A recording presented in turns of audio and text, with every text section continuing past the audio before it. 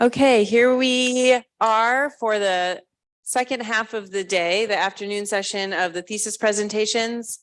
Just as before, we'll start on this side and alternate between the two sides. Before we get going, we'll introduce the jury one more time. New people have joined us. So we'll introduce the jury and transition to the presentation. Hi, I'm Callie Seltzer. I'm a principal at HRNA Advisors. I'm an urban planner. Ralph Cunningham, Cunningham Quill Architects in Washington, D.C. Christina Crenshaw, Maryland alum. I have a small commercial interiors practice and I teach at Howard University. Nandor Mitrosek, also at Cunningham Quill Architects. Alec Deary, I'm also an alum and I have a firm in Annapolis called Grid Architects.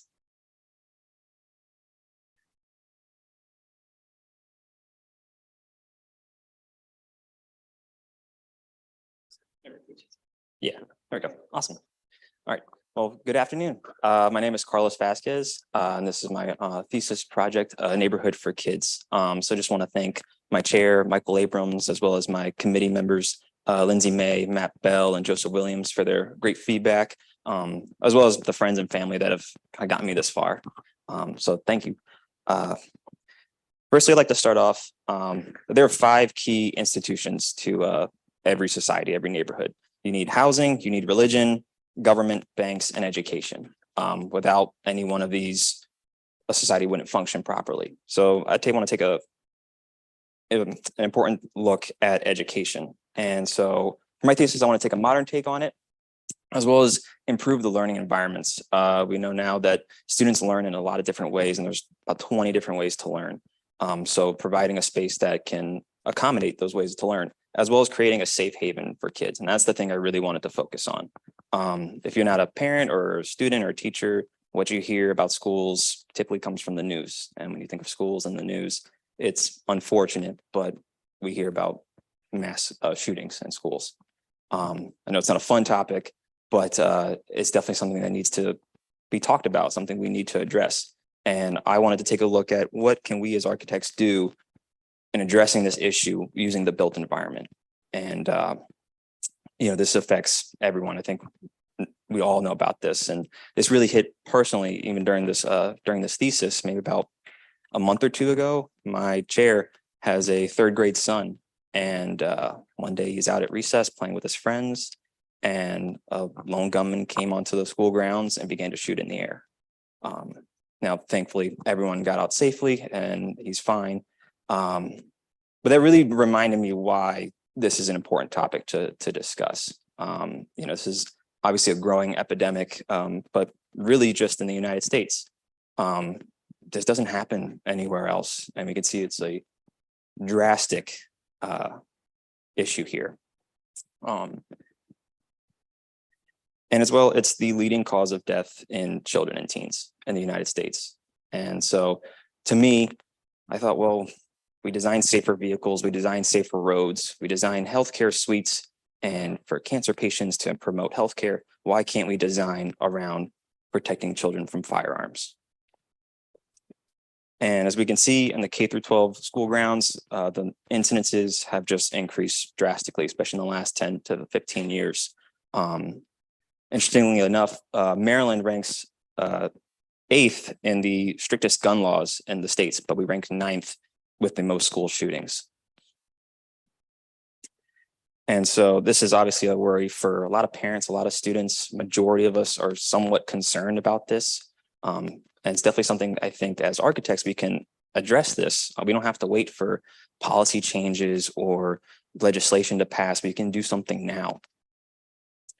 And what we see now is a lot of reactive responses, things that we immediately gravitate toward: barred windows, metal detectors, over policing kids and making them feel like they did something wrong. And that, I think, is a very poor way to go about this. What happens is you can make a fortress, but then you also make it feel like a prison. And these kids didn't do anything wrong. They don't deserve that. They deserve something that they enjoy going to. So before we can move forward, we have to look at what happened. So I took a look at Robb Elementary, Sandy Hook, and Stoneman Douglas, 3 of the big shootings that we've seen in the country. And wanted to take a look at the built environment and see what happened, see if there were any flaws that we missed. And so in Robb Elementary, the shooter was able to walk across the entire facade and make its way into the building. And so that really taught me the importance of natural surveillance, especially of the exteriors, that you have all these people in all these classrooms and we just missed them. And Sandy Hook, she was able to come to the lobby and then get to the office space. And what happens is you have the office tucked behind the lobby. So by the time you're in the building, they're already ready to do harm. And we also have a huge blind spot by putting a lot of the service spaces right in front of the lobby. So you can't see who's coming and going. And as well in Stillman Douglas, what I really learned was the dangers of a straight, narrow, double loaded corridor. The shooter was able to walk up and down methodically through the hallways, never had to go into a classroom. And so that really taught me that you need spaces to accommodate these kind of things. And this is not without precedent. I had the fortunate opportunity to talk to Jay Brotman. He was the lead designer of the Sandy Hook new school that was built in 2016. And they accommodated for a lot of these things. And this is obviously a very delicate issue with a community that was hurting. And so I really asked him, well, how do you start this? How do you go about talking about this? And he said, you don't. You first just start off making a good school. And so what are the ways we can make a good school and then put the security features in the background so that way they don't think about it? And there are three main environments that we need to discuss. Firstly is the physical form, the way the building is shaped. We want to increase transparency, connection, and have a lot of exits in the event of an emergency. We also want to increase the social function of a school, making kids feel connected and that they built their own community, their own neighborhood, make it their own. And we could do that with a variety of different ways, but one thing I wanted to focus on was creating a socio-pedal engagement where sociofugal is kind of the way I think a lot of us learn, very gridded, everything focuses right on the teacher and you just see the back of the head in front of you. Whereas a socio-pedal, you interact with one another, you collaborate, and you communicate with one another, and it increases education and learning environments. And then as well as the psycho-emotional, the beautiful aspect, the thing that we expect out of these spaces, something that we want to be in, something that we enjoy. And then as well as wanted to look at crime prevention through environmental design, or CEPTED. And this is basically a concept where the way you design a space will allow for natural control access, you create strong borders and natural surveillance. And this isn't a new concept. We've addressed architecture and social challenges. In the pre-medieval era, it was fort hills. And then in the medieval era, it was castles. And this is a modern take on that. How do you build a safe space in the modern era? And so I took that and I wanted to create some more proactive responses, right? Increasing visual connection with the interior and exterior spaces. Also using curvilinear corridors, something to help mitigate that straight, narrow shot, as well as controlling the entrances and exits and reinforcing the boundaries, but using natural elements, right? Chain link fences and barbed wire aren't a great way to go about that, but a nice hedge always works really well. And so for our site, we're looking at Baltimore, just over in Fells Point. And there's a lot of great learning opportunities. You have the National Aquarium, museums, gallery spaces, all just ready for children to learn. And so we zoom further in, looking at Baltimore Freedom Academy. This was a school closed about 10 years ago. So it's just an empty building, a vacant lot. It's not looking great. And it takes up a whole block. As you can see, it's pretty run down. It's set to be demolished soon. And the reason it's being demolished is that we have a new Perkins Homes redevelopment program coming in by Horde, Copeland, and Mock. They are redesigning all Perkins Homes, which is the neighborhood just south of the site. And so we'll sit just up north. And this is great. You have a lot of young families coming in. This site is just primed to be a great school. And so looking more in the urban scale, I want to take a look at the urban spaces, and you can really see that the block configuration works pretty well. It's a pretty regularized grid. And what I really noticed was the scale of the new development as compared to the existing homes. You can even see it in the model in front of you. So how do we find a married volume in between those two. Looking at some of the natural elements, it's about a 600 by 400 square block. And with about 20 feet of elevation change, so a relatively flat site, and as well as all southern facing, which is great. And then next looked at site access. So we have a lot of the heavy vehicular traffic about a block out from the site, and then with a lighter vehicular traffic going through the middle horizontally. And what I really noticed was a lot of the local bus stops land just left of the site. So that corner is a really pivotal point. And so I took all that and I wanted to figure out how to shape this building. And so what I really did was notice that there's an existing park just north of the site, as well as a new park being developed south of the site.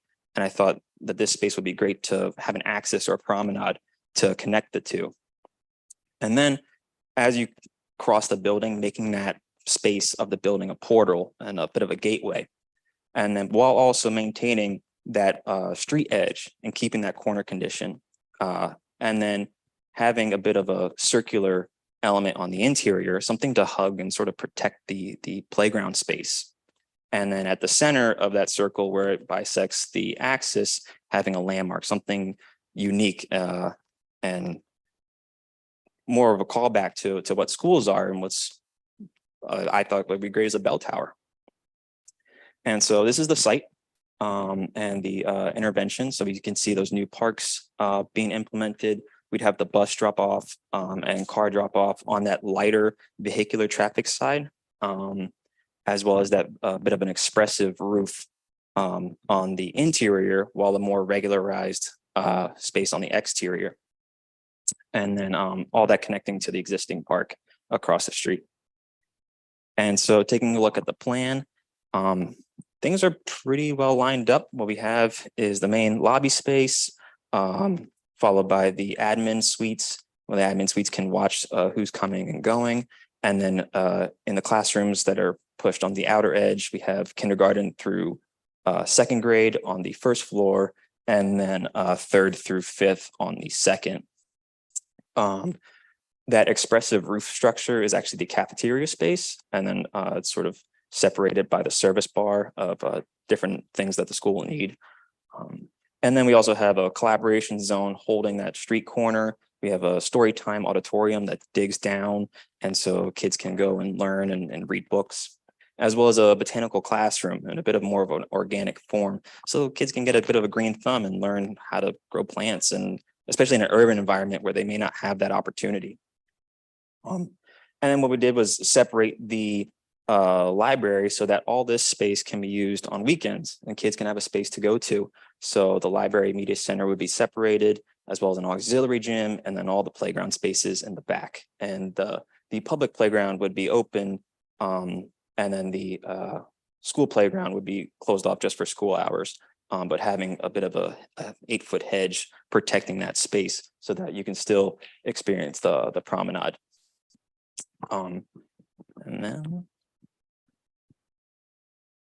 yeah, and then on the second floor, there's also indoor running track for in case of inclement weather, as well as a sky bridge across that botanical garden space. Looking at the facades, it's mainly brick and stone. What I really wanted to do was make sure that it blends in well with the surrounding context. So the new construction is mainly brick, so is the old. So this would work out pretty well, as well as incorporating a lot of light and color. So there's a lot of stained color glass to bring in light and color into the interior spaces. And looking at section, we have a variety of different experiences, as well as light wells on the interiors to pull in light, especially in some more darker spaces. And so looking at the design of how these things are set up. So in terms of the classrooms, we'll have a sociopedal configuration because they all point inward to one another, allowing kids to interact with different classes. And then the entire building is pointed inward toward the to the playground space. So everything sort of is inwardly focused. And then rather than using a regularized sort of gridded seating structure, I organized the furniture to be more of a sociopedal orientation so the kids can collaborate with one another. And then looking at the border safety, this is obviously still in an urban context. So how do you protect kids from an urban context while still making it feel like part of the city? And so we raised the first floor windows so that way a passerby only sees a teacher, they wouldn't see the students. And then as well as creating a variety of barriers. So we have a physical barrier of a 4-foot hedge, as well as a visual filter of a tree, and then also a psychological barrier using some type of vegetation or flowers on the opposite side to redirect the eye back to the street. And as well as in the playground space, that 8-foot hedge that would prevent somebody from just coming in to the playgrounds. And then looking at the wing wall. So what I wanted to do was have a very unassuming wall just past the doorway. And what this can do is create a blind spot in the room, so that way kids can hide in the corner if need be. So it's about creating concealment and cover when necessary. And then as well as that curvilinear corridor, naturally controlling the line of sight people have, so you can't see all the way down the hallway. It's sort of limited as you walk through. Again, just controlling what you can and cannot see. As well as the visitor's path, creating a series of layers of security that you have to get through. So especially in the main school, you would get into a draft lobby, and then you would have to go check in with reception. So somebody has to let you into the school before you're able to get into a vestibule that then you can get into the main lobby, as well as allowing the security office to see who's coming and going by putting it right up front. And as well as in the library, having the reception placed right in front of the door, so that way they can see who's coming. As well as incorporating some other security features like roller shutters. In the event, say somebody comes in from a back door from the playground space, you can then lock off areas of the school so that they can't get too far. And now just looking at the experience, like what's it like a regular day-to-day in the school, because it still has to be a place fun to go to. So this is the main entrance. As you can see, those stained color glass, and we have those pitched roofs, and those are acting as the portal for that promenade space along with the bell tower in the back. These are the lobby stairs, making the stairs feel like a place, somewhere where kids can read and sit and engage with one another. And then this is a Main Street, or that main curvilinear corridor. You can see that hallway curve, as well as making it very tactile, incorporating a green wall and a rock climbing wall, different materials, something that kids can touch and feel and really engage with. This is a typical classroom. You can see those more sociopedal furniture spaces. Just an enjoyable place for kids can go learn. And this is the botanical classroom, that space in the middle, that organic form. Just a place where kids can go and learn about how to grow plants. Here's another view of that, along with the sky bridge going across. And this is that story time space, that center space that would be great for the teachers to go teach and learn and read to the students. And these are those light wells that puncture through the second floor, bringing light even down into the first floor. And this is that collaboration zone, that space holding the corner, that street corner. And this is the cafeteria. You can see more, it has more of a expressive truss roofing system. Very different than the more regularized grid of the rest of the building. But what it allows the building to be more expressive, especially on the interior spaces, along with the stained glass to, again, pull more color and light into those spaces. And then this is the library space. And what we've done is used lower bookshelves, about 4-foot high bookshelves. And what that allows is for teachers to see students and kids to see teachers. And it's, again, using furniture as a way to increase visual connection.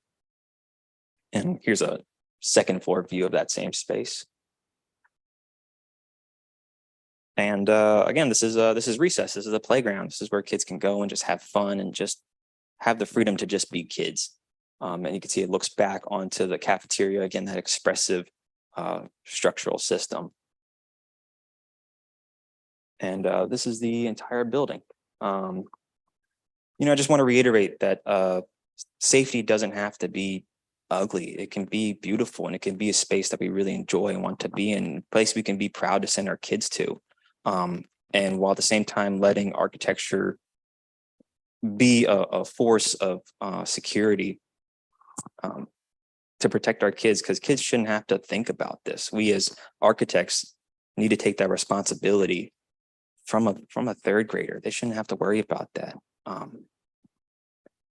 But thank you. So I'm open to any comments or questions. I know there's a lot, so thank you.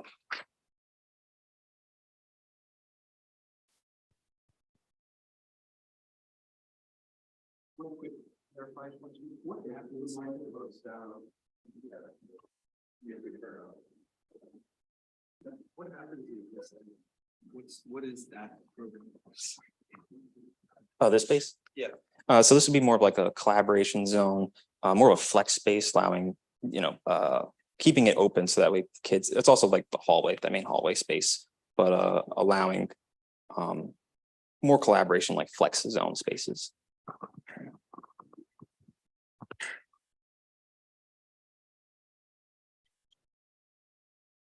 Do you give any thought?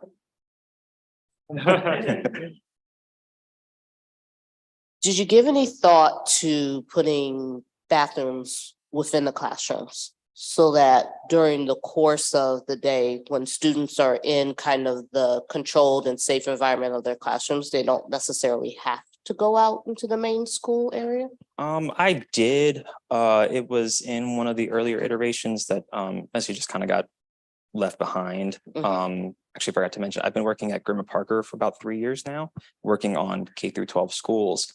And so that typically really happens in pre-K, kindergarten, usually. First through fifth, they usually just go to the bathroom. Yeah.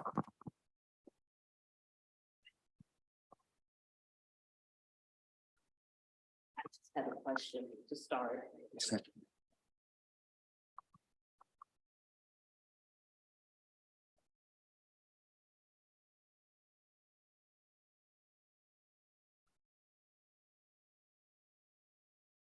Thank you. I know you sat with a really heavy topic for a year of your life here, so appreciate all the thought. I have one clarifying question, because I think it's really prominent on your second board, a neighborhood for kids. Can you talk more about that idea and how it comes through? Yeah. So the idea of a neighborhood, it's sort of self-containing and sort of something that we take ownership of. And so going back to those key institutions, a school is really the only place designed for kids. It's the only place that they really have, especially as they grow up. So trying to create a space where they can feel that sense of ownership and that sense of community with one another.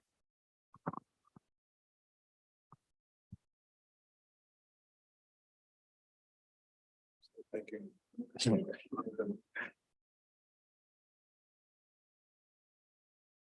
Had a kind of a general kind of thought. Often schools are located in the center of communities, and they have a lot of after-school kind of functions within the community.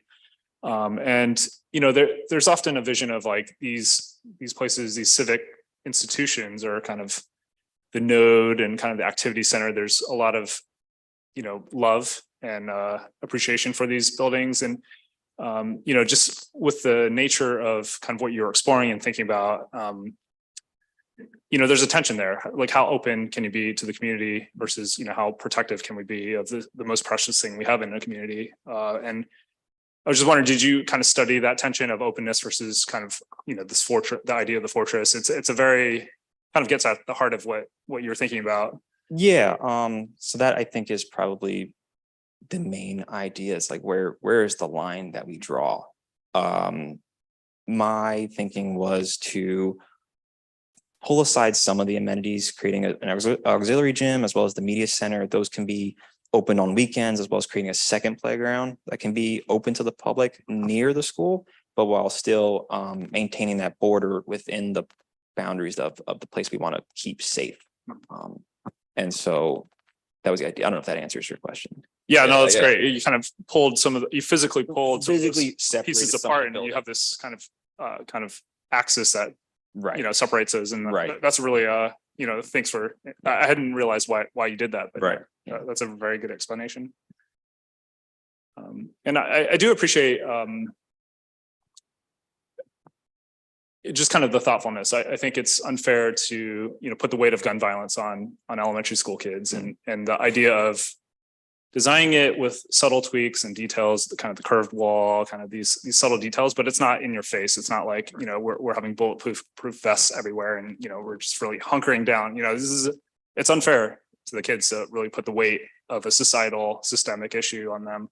But I like kind of what your approach to the subject matter, where you're being subtle, a light touch, but also very thoughtful, and kind of, you know, I think it's a very heavy subject matter, but it's an important one. It's really, you know, and you know, kind of the ideas of layering. I think that really I was looking at the design of the lobby, and I think that makes a lot of sense. And I think I could see approaches of, you know, you can almost like do a layering diagram where you have all these kind of fields of layers as you're going deeper into the facility.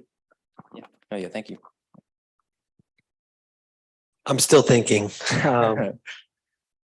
And I'm frankly having a hard time with it because I'm trying to accept the fact that you're trying to solve this through design. And it's really hard to think that, you know, you look at your graph over there on the top left to think that the solution has anything to do with architecture is, you know, and I'm not criticizing you because I think it's you know, you having been working for a firm, you know, your experience doing schools, it's an issue that you got to wrestle with because it's not solved where it should be solved. Right. So, you know, so it's hard for me I'm trying to think through how to address the specific issues. I want the answer. You know, when you talked a little bit about like the windows being the kind of visibility at the street level, but then you have the section where, you know, the windows are so high and it's really only the teacher that sees out. And it's like, I want the answer to be, make it more open, make it more visible, make it more connected to the community, you know, and I don't know, you know, is that right or not? So it's a lot of, there's so many really difficult issues that have nothing to do with, you know, the drawings on the sheet. So, you know, I do think that like you've represented that you can craft a nice building and lay out the plan. And I question, and I mean, the elevations are really elegant. I really would love to see, this is another project where I feel like you're lacking context. Like I would love to understand what the neighborhood feels and looks like around here. So you said you use brick because there's brick. Well, what color is it? And what are the proportions that like, could the scale of this thing have been a little different? Like maybe each of the classroom boxes reads more as a smaller scale element. So there's certainly architectural things that, you know, that I would point you back to. But the higher thesis, you know, wrestling with that, you know, certainly,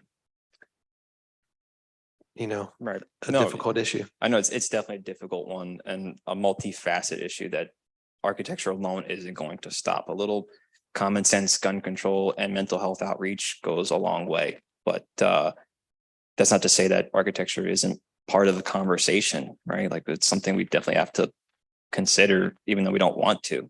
Yeah, I mean, Yeah. the point is you have to consider different buildings. Right. Right. So this is going to seem really petty. Are there gates at the end of your 8-foot hedge? Yes. Okay. Yes. Because the entire time you were going through your Yeah. presentation, I just kept looking at that plan. I'm like, but they can get in right through there. It's a And thin then line, but there's a line. there's all the glass on the playground and the cafeteria and stuff. So as someone who has a child who's going into high school in an area that is not the best area, I appreciate the thought behind this. And I don't look at this thesis as I can solve the gun violence problem. I look at it as how can we, and maybe this is a sad way to look at it, but what gives our students the best opportunity to be safe in a worst case scenario and not feel like they're living in a fortress or constantly feel the pressure of being under threat in the way the building is done. And I don't think that this is something I thought about. The high school that my daughter is about to go to literally has no windows on the exterior of the entire building. And when I saw it, I'm like, gosh, architecturally, that's miserable. Why would you do that? But as a parent, I'm like, well, then nobody's like doing anything through the windows because it's a completely brick fortress that these students are in. So I applaud you on like tackling the problem and trying to find that like balance that says this problem is not going to be solved, but we can at least try to get ahead of or mitigate some of the potential damage in making well-informed and thought out decisions as part of your process. Thank you. Yeah, thanks. I want to echo that. I'm trying to get to, you know, kind of what the architectural idea is. And I think the architectural idea, besides the security elements, which I'll talk about in a minute, is really that green line that goes from park to park. So I kind of wonder why it isn't a park that goes from park to park, and that center space isn't bigger, more park-like, and really sort of takes the energy from the park and injects it into the middle of the site. I think that, you know, you've heard a bunch of comments about context, and I think that that's, you know, that as a kind of, I mean, it is literally a street, I believe, to the south of this site. Is that true? Right. Yeah. So, you know, I would look, and I'm looking at the plan, and it actually is pretty wide compared to that street. But I also really question, I mean, I understand, I think that the underlying logic of the plan is actually pretty strong, which is the teaching side is the left side, and the stuff that can be open at other hours is on the right, and it's separated by an interior street. I think that all makes sense. I do question the idea of having the bus drop off like right in the middle of that axis. Because that to me belongs to the public or pedestrians, not to the car. And, you know, if the building were lining that street on the interior street on both sides with lots of eyes on it, I think that would be another way to think about this. Right. You know, I agree. I struggle with the whole problem, right? I mean, it's a terrible problem. And, you know, I'll make a little political statement, but I worry that all of the money we spend on security is actually wasted because the criminals are smarter than we are. And we need, you know, behavioral legal changes more than physical ones, but that nevertheless.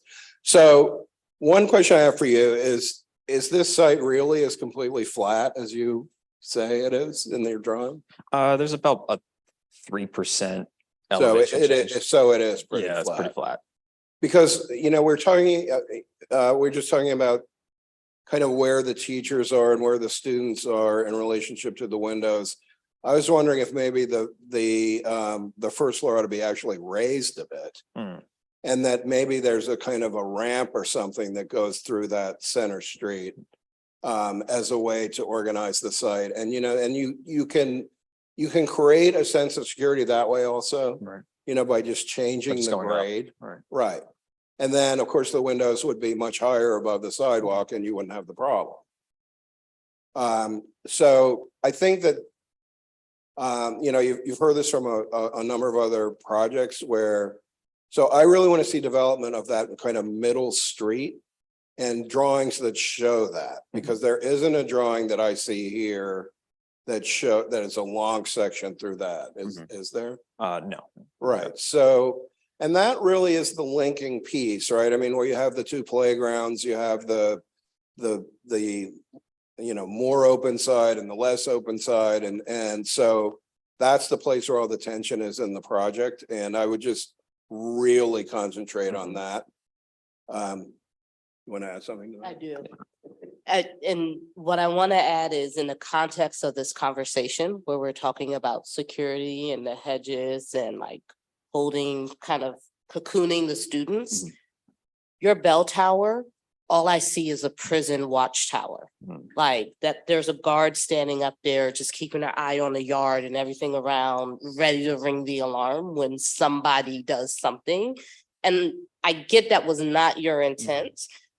But in my brain, I cannot, like, once I thought it, I can't let it go. Right. And I wonder if actually the comments that were just made about developing that street more and making it feel kind of more as part of the park kind of connection starts to resolve that and allows your tower to feel more like the landmark I think you intended it to be. Yeah.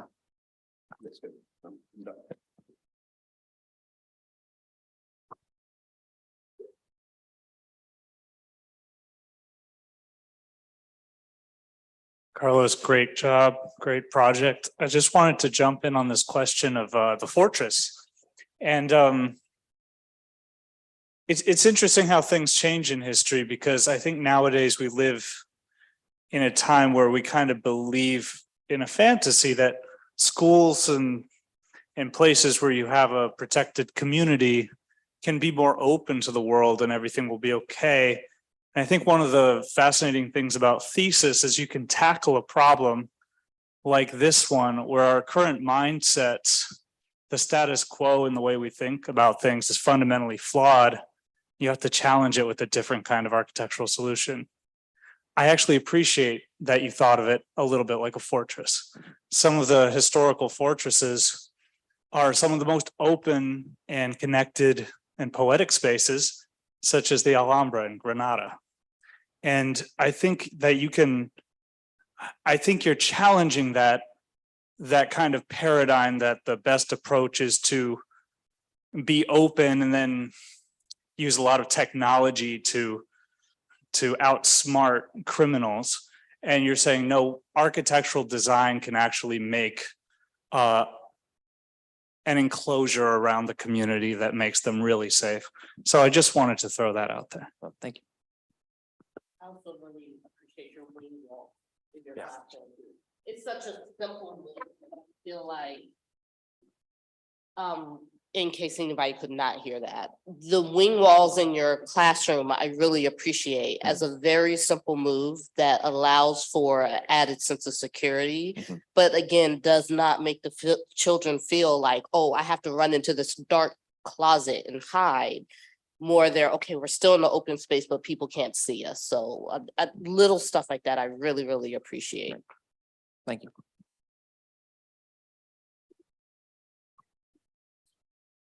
I think so.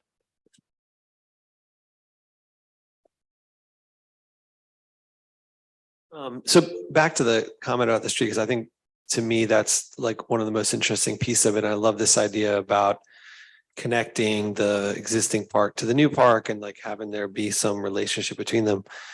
One of the things I was noticing, and correct me if I'm wrong, but it looks like you have made some intervention into the community in terms like the block, kind of the block situation is different from existing to new. Is that true? Or were you thinking about like kind of reknitting the fabric around this new park, and kind of where did the new park come from?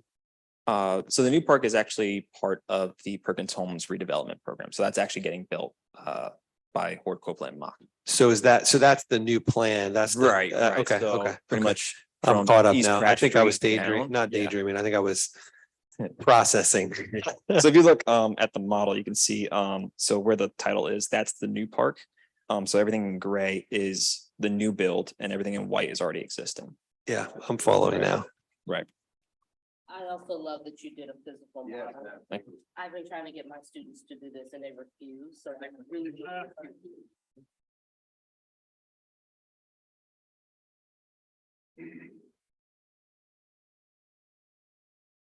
One other comment with the model, I guess, which is back to this business of knitting together parks. So, you know, if you made the parks green in the model and that green stripe between them, Mhm. then the idea would be crystal clear. And you know, we're seeing this treasure for the first time, so we kind of need to be beaten over the head with it a little bit. Yeah. to Understand what the idea Right. is. And that's true in real life too.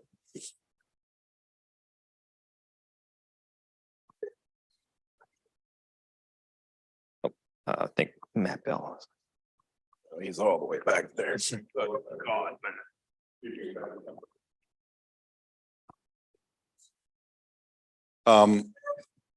You know, it's a wicked problem, right?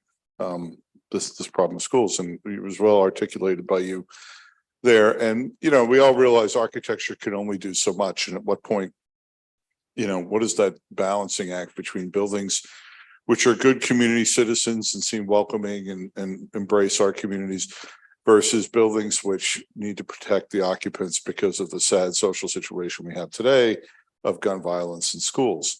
And I don't know that there's going to be a right, you know, necessarily wrong answer. I think I've learned a lot in our firm does a lot of schools, and I've done a few myself.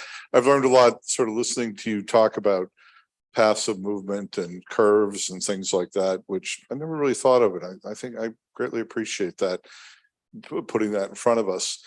And I think, you know, the idea of this school probably is a fun school to be in, with this sort of atrium in the center, and the kids I think would like that. And I think the way it embraces the playground is sort of pretty cool and opens up to that and territorial definition.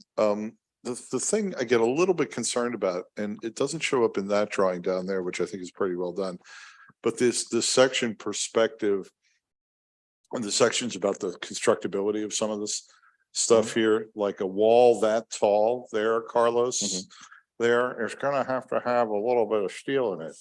You know, Right. on the right side, your big glass wall there, it's gonna have to have something to hold that up, right? And the trusses, you know, you're gonna have other roof members that are gonna hold and define that stuff. And I realize, you know, that it's not always possible to get into every level of detail, but you chose that as a feature drawing.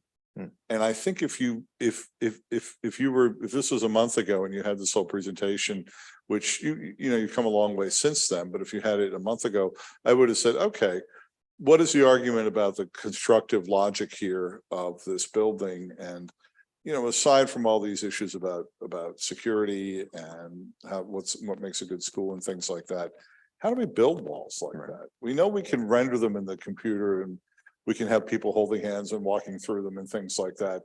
But our job also is to render them legible and buildable and things. And I'm not, you know, that elevation drawing I think is really nice. That one there, I really like that one a lot, you know, and it looks very welcoming to the community and things. And it does a lot of really nice things to bring color in, and it marks the entrance nicely. I'm a little concerned about the optics of the tower. The control tower, the sort of prison tower sort of thing, iconography there that could be mistaken for, you know, and you'd have to handle that very carefully. But I think that drawing there, were you to sort of spend time actually figuring out this cool idea of these curved trusses, how much steel and structure do I need to hold a glass wall like that up, and things like that, you'd have something that was both evocative in terms of the placemaking ability of that, and technically, you know, realizable or technically defined in a way that would make us think, yeah, you know, I could see that. I'm not there yet on that drawing. You know, I think that there's probably some things, and I know 600 doesn't teach you everything you need to know about construction, but one thing I think you would take out of it is the thickness of things. You know, and how much you need, and like roof systems, like trusses and secondary members and tertiary members and things like that. So I'm a little disappointed that that kind of stuff doesn't show up in a drawing like that, since you're featuring it so prominently. Right. But I got to say, the idea of the building, I think, from what I know about school security and making people come in past the people who run the school, where the front door is, and being able to see the playground and things like that. There's a lot of things I think you've gotten right about it. Great, thank you. That drawing ain't one of them. Nice job, Carlos. One thing I wanted to mention about the section in particular, and I'm not sure we ever talked about this, but having been involved in the design of several federal buildings that require high levels of security, there are a couple of strategies that we employ to ensure that security and ensure that actually it's not visible. I don't did you talk about any technologies in terms of metal detection or anything like that coming into the building in your presentation? I'm not sure I picked up on that. Yeah, it's actually more of in terms of a school, it's probably one thing you don't want. Some schools do have metal detectors, even in Baltimore. Right. And while sometimes they work, sometimes they don't. A lot of the research I found, they can be some some effectiveness, but sure. I guess and I hate to use this term. I'm talking about passive surveillance strategies. But anyway, I wanted to just share a brief anecdote. I recently visited a building that I led the design team for in Baltimore, which is a federal facility. And that involves the use of the section, as a fundamental way to mitigate certain forms of attack on facilities like that. It's not exactly defeating a shooter, but it's defeating people who want to do bad things. And we were taking some photographs around the outside of the building, and that caused an immediate response of the security people that control the two very well defined entries to that building. But so that's how it works in the federal building. That all comes historically from the Arthur Murrow Federal Building bombing in 1993, which was a horrific event. But the ripples of that went through every aspect of federal construction, including successive collapse, structural concepts, and all that. But anyway, there was a comment about the section earlier, and I wonder whether working with the section a little bit more in your solution might actually be an interesting thing from a sort of spatial and landscape standpoint, but also in terms of security, particularly if this site is flat and it is relating to landscape elements above. I think you could certainly look at some forms of ramping that get you sort of a level or a half level up that just kind of provides an invisible layer of security, kind of a fundamental layer of security in your overall strategy, and might yield some richness in the spatial and formal solution. Right. Thanks.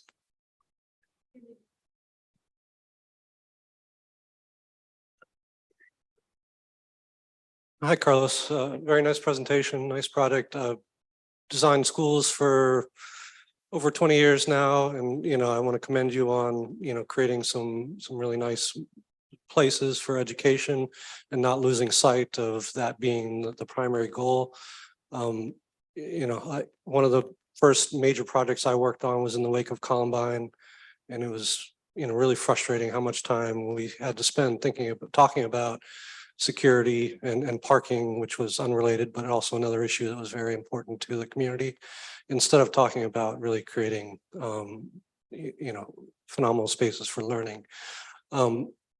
I do have some questions. The promenade through the middle of your site, is that open during the day? Can somebody walk through there while the school is being used during the day? Yes. And why did you feel that was necessary? I felt that trying to connect the space to the community was still vital in terms of creating a school. So I thought it'd be great to keep that promenade open, keeping that pedestrian walkway open, and getting off of the street and having a bit more of an experience walking through to then get to the other side. Okay, so I mean, it seems like that would be one kind of practical thing that, you know, during school operations that you would have some means of securing the site. And, you know, as a parent of a student that's in public schools, you know, I don't wish on anybody having to get the call that their school is on lockdown, like it's terrifying. But you know, it is still, you know, a way that you could create some means of security and providing a sense of security without necessarily needing to look like a fortress. I mean, gates are going to be practical just in terms of containment of playgrounds and for, you know, other security means of like kids getting out. So, you know, one of the more recent schools that I worked on in collaboration with Matt's firm, Perkins Eastman at Banneker, we had this kind of urban promenade that went through the site, a very large block urban site that one of the streets had been demapped, and we kind of created this urban promenade through the site. But during school hours, there were gates that could be, you know, closed so you could secure the site. One other just kind of minor kind of practical thing that I might offer that would help with security, as well as your idea of creating collaborative learning environments, is to create some connection between classrooms so that teachers might be able to partner together. And the other thing that helps with in terms of security is that if somebody did get into the room, there's a second means to kind of exit the room as well. So, you know, in addition to your wing wall, that might be another just very simple design tool that you might employ. Right, yeah, I feel like maybe I forgot to mention, all of the first floor classrooms have one-way doors out, back out to exit in case of an emergency. Thank you.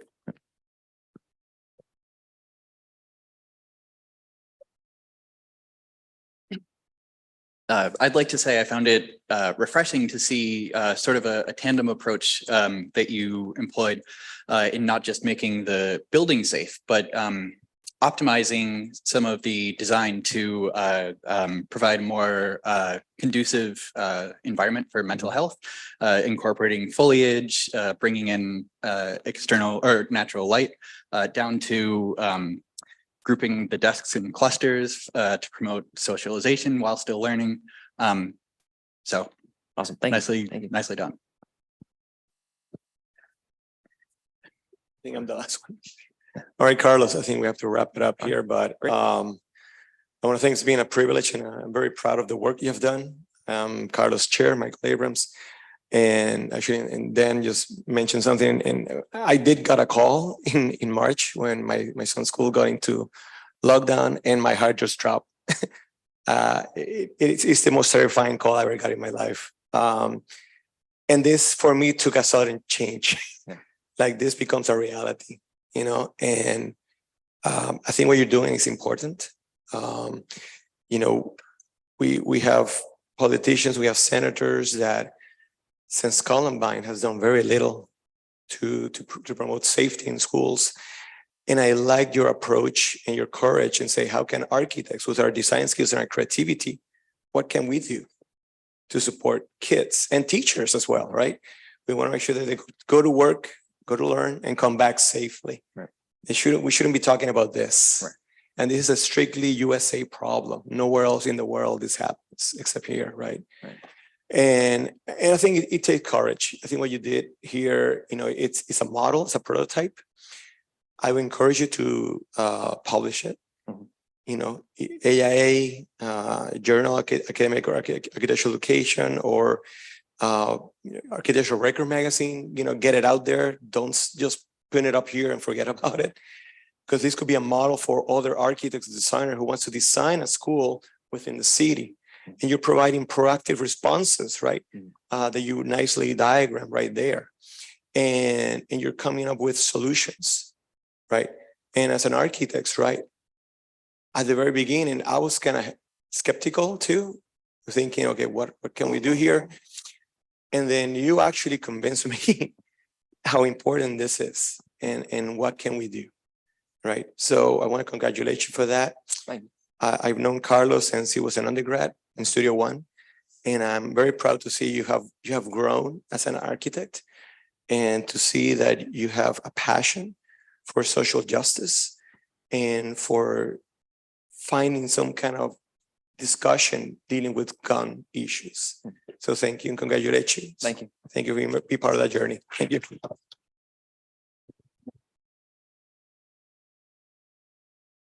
Okay, we'll rotate to start our next presentation now.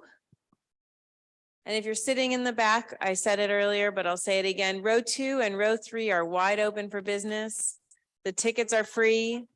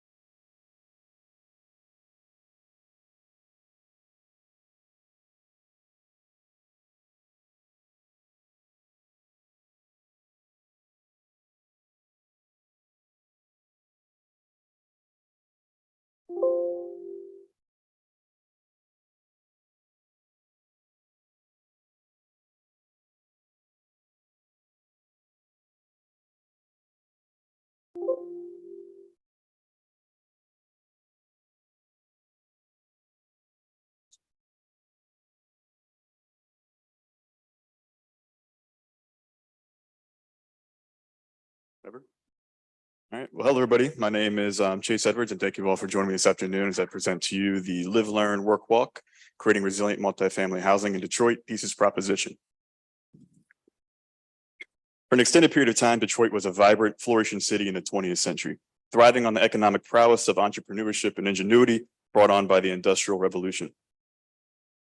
Since its peak in 1950, Detroit has seen a steady socioeconomic decline, leaving the city bare beneath the shadows of industrialization. The larger of these socioeconomic failures includes high vacancy rates, economic decline, poor housing support, and overall lack of urban identity through the over-industrialization of the city landscape.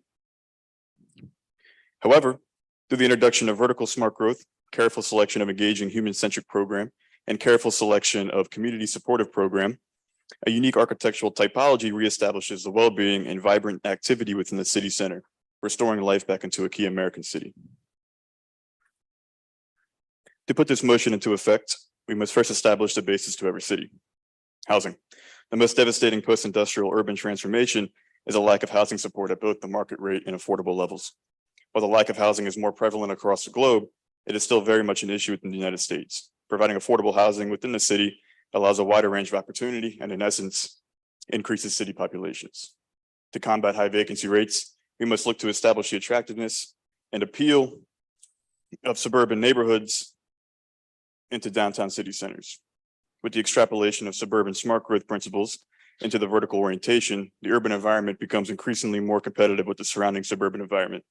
Additionally, redistributing the horizontal block vertically into a singular building allows for an internal micro ecosystem which does not rely on the surrounding external city. To create a singular micro ecosystem, we must identify the principles of what makes up a community. The sense of a community ultimately boils down to 4 separate principles: interest, place, practice, and circumstance.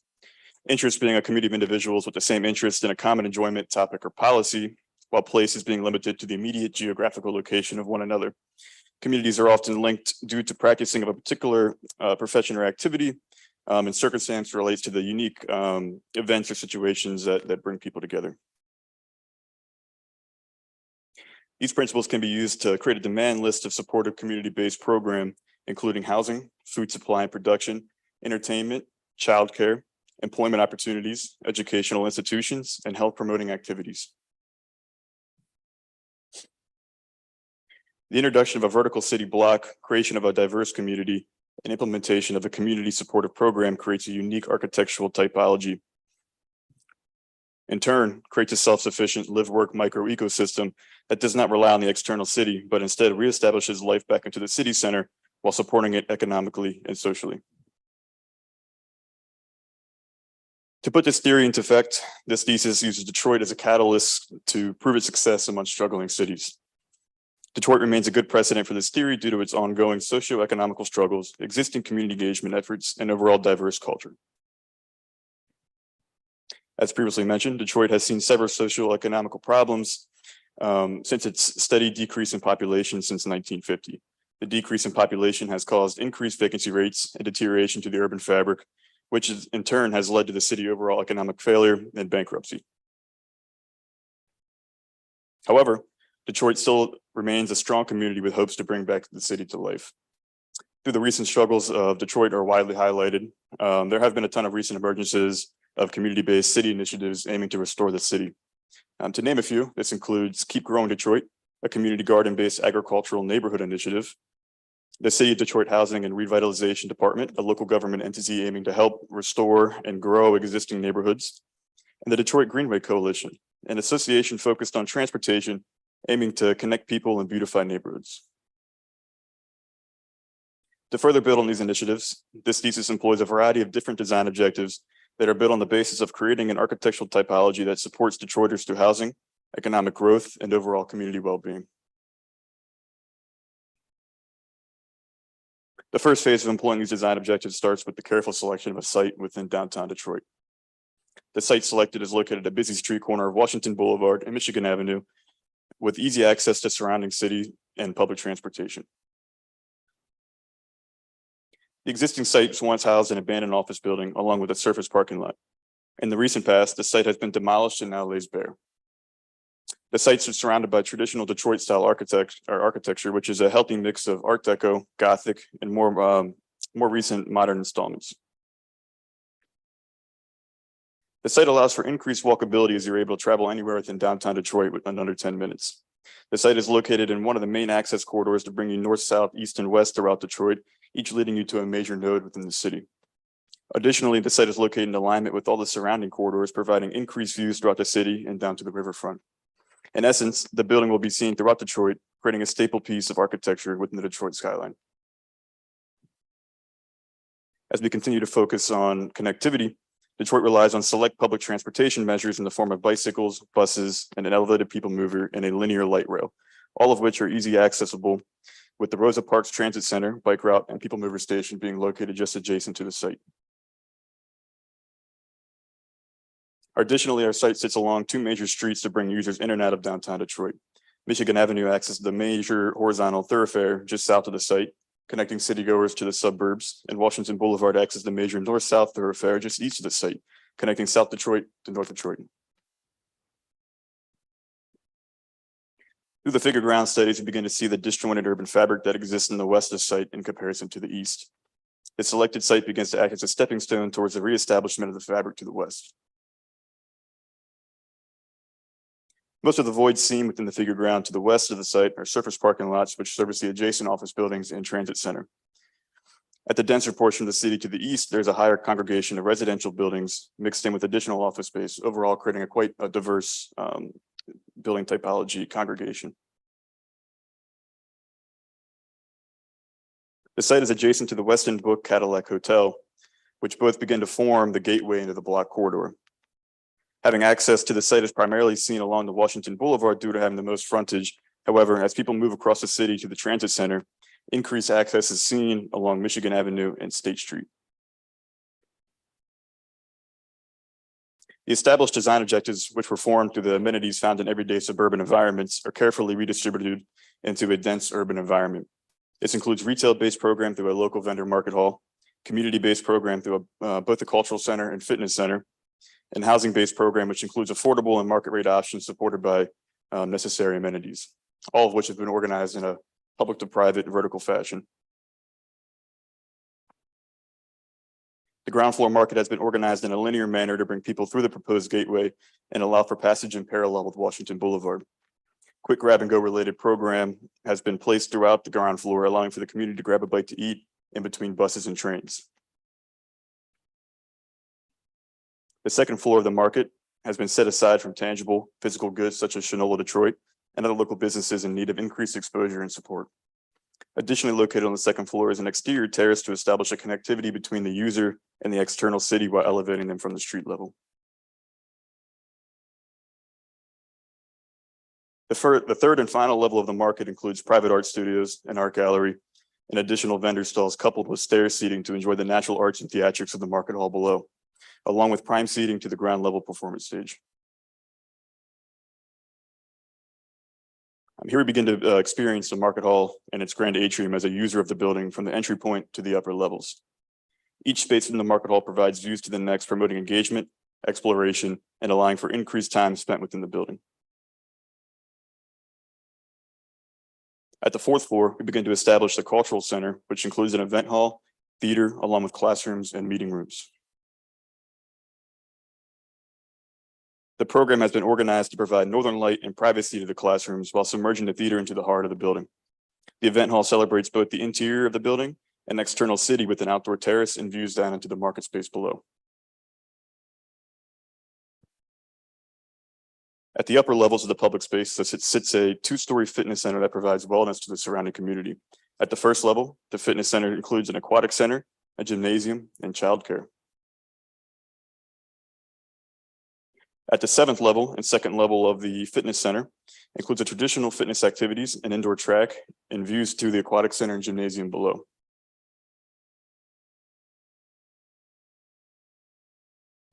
Through the sectionality of the lower podium, we begin to see the aggregation of public space formed through the market hall, cultural center, and fitness center, with the fourth floor event hall acting as a crown to the space, sparking continuing curiosity and engagement in the user during their vertical exploration. The first 5 levels of the residencies include amenity-based program, including a private fitness center, a community garden, a dog wash station and dog run, a pool, lounge, shared office space, and childcare. The 3 levels of shared office space are separated by level based on activities such as quiet versus collaborative, but are connected through an internal atrium. These amenities provide support to the residents in the modern work from home climate. Over 26 floors, there's a diverse aggregation of 4 unit types, equaling 401 total units. Access to the exterior via balconies is available at all unit types, but studios.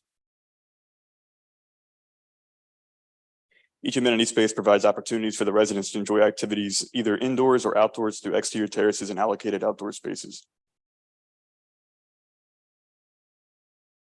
Dwelling units were designed to minimize unit footprints and increase overall unit aggregations. Typical studio units are around 350 square feet and are likely more related to the affordable housing needs, while 1-bedroom units are roughly 600 square feet.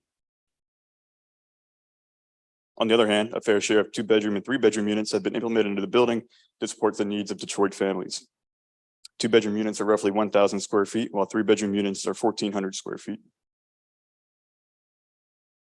The city of Detroit requires 20% of the total units within the building to be affordable, requiring rent to be at 60% of the area median income. Additionally, the housing market in Detroit shows higher vacancy rates and enclosed purchase units rather than rental units. As we look at the proposed unit structure of this building, it reaches for 35% of affordable units at 30% area median income, while making up the needed funding through 16% closed purchase units and 49% market rate rental units. Additionally, the closed purchase units into the aggregate allows for renters to eventually become homeowners if they so desire. At the wider view, we begin to see the vertical configuration of both the public and private spaces embedded into the surrounding context, as well as how the building form is built in continuation of the surrounding buildings. Usability of the building has been broken down into two categories, building residents and surrounding community members. During the weekday, it is likely that we see more of the building residents during the day and both building residents and the community members at night. Weekdays and holidays will have increased usage from all parties throughout the day and night.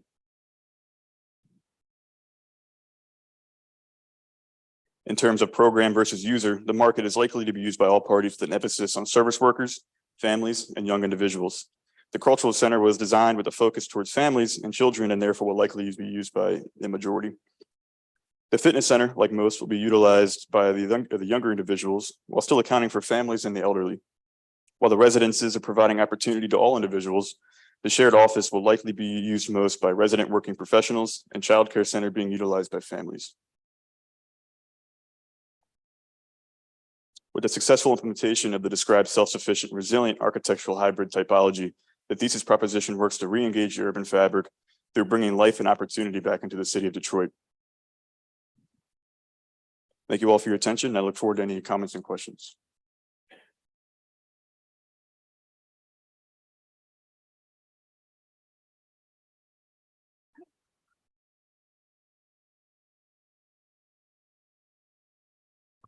Thank you. I just have a couple of questions and then I'll come back later. So walk me through how a resident of the building gets in at the ground floor and how they get up. Yeah, so here at the ground floor, we have a resident micro lobby off to the side of the main entry points and off to the side to the Washington Boulevard, which would be your main thoroughfare that brings you north and south. There's an elevator, separate elevator lobby for residents located here, and an elevator for the community-based programs up north here towards State Street, which is the street just above that. So to get up, so I mean, you know, you've got a very complicated program here, right? I mean, all these things together in a sort of vertical city. So to get up to the community space, you come in, I am sorry, I don't know the street name, but show how you get from up to the community space. Yeah, so the main entry points to create the linear market are from Michigan Avenue that bring you straight up to State Street, which in turn could connect to the transit center. There's 3 entry points into Washington Boulevard. And as we look at the elevation down here, it is highlighted as a main entry point in the community space with a different materiality at the facade. So your main entry point to the community space would be through these doors into the elevators or to the stairs or escalators. Now, the elevator, stairs and escalators only service the market hall. And so people that want to go upstairs to the cultural center or fitness center and so forth would have to access it via elevator. So in the sort of pieces and parts of the building, the beige is the residential. The black or the dark gray, what is that? I'm just looking at that elevation at the bottom. So this part is where the amenities are housed, like shared office space and so forth. There is units in there, but it's mostly just amenities. And then the glass box below that is the community-based program. Okay, and then the bottom 2 floors or however many floors it is the market. 3 floors. 3 floors. Yeah. Okay, got it. Thank you.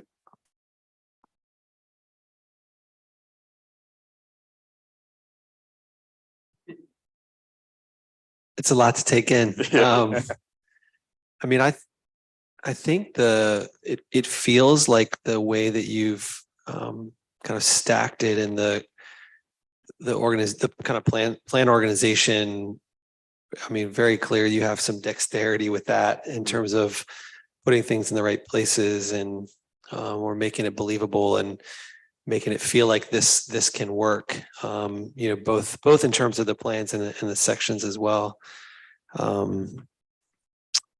It's another project once again where I feel like the boards, like you lost the context on the boards. I feel like I believe the building as a diagram and kind of spatially, but I would love to have seen a lot more, a deeper investigation of what the architecture looks like. I mean, you said this, and I've never been to Detroit, but even just the few images that you showed with the kind of Gothic and the, you know, just like this crazy towers, you know, that have this very specific feel to it.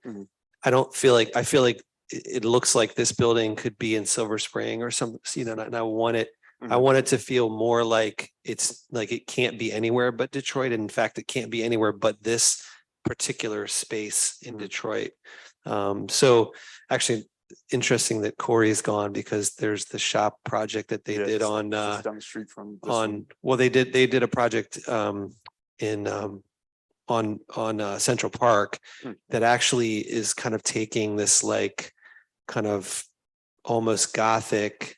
I think they're using terracotta, but it's a very thin vertical tower. And it has this kind of Gothic like rippling to the facade. And it's very, so you can, the point I was making with that is as an example of like, you can do something that doesn't just crib directly from that and make something new that has that kind of feel to it. So it feels like that's probably where I would push you next, is like try to make this thing feel like it's inextricable from Detroit.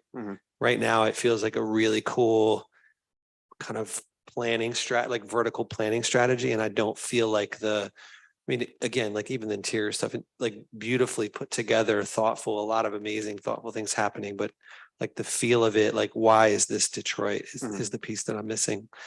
Yeah, go ahead.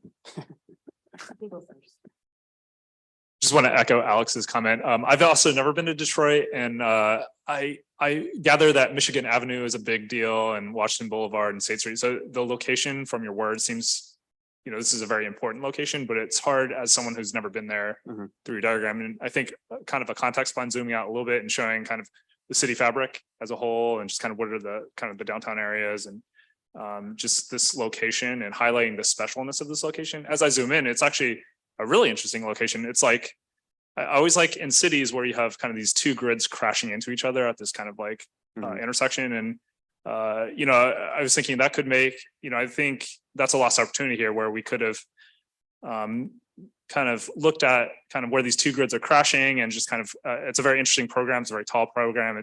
The sight lines are very interesting. I think you could have shaped the building a little bit more to kind of, tailor the design to this specific location within a very special city.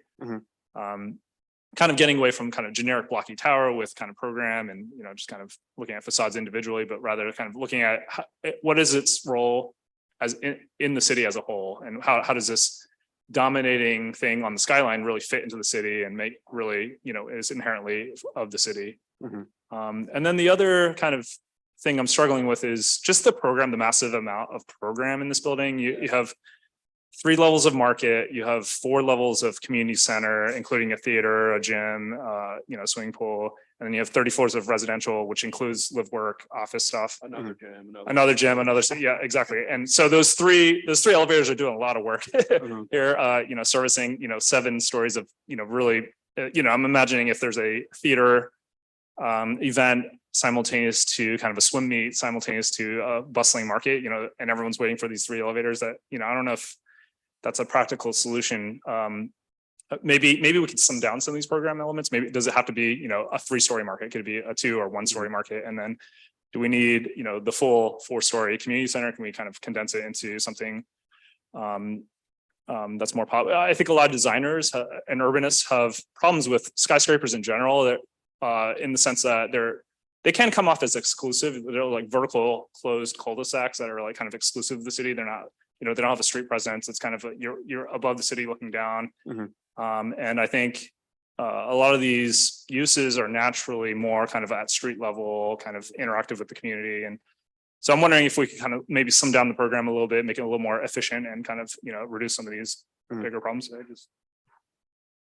Sorry, I'm gonna jump in for a second, because I have something that's directly relevant to what Nandor said. So I absolutely agree with everything he just said. And I think the program under the residential tower is kind of fat. And the reason why I was asking about the colors is a leading question is so you're going to have these 3 programs. So all of them are going to compete for space and are going to have a presence on the ground floor.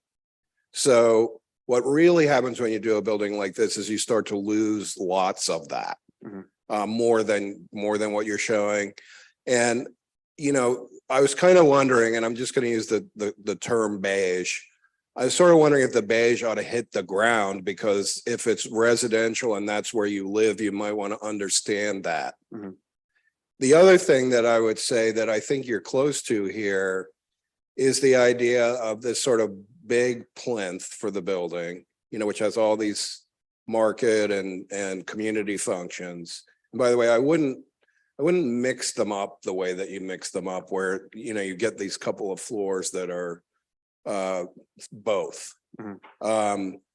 I was thinking, you know, what I'd like to see is you come up to the top of that plinth, and whatever floor it is, it's 5, 6, 7, and you come up into a garden, you know, a sort of garden level, which is a sky lobby for the residential, and that's where all their amenities are.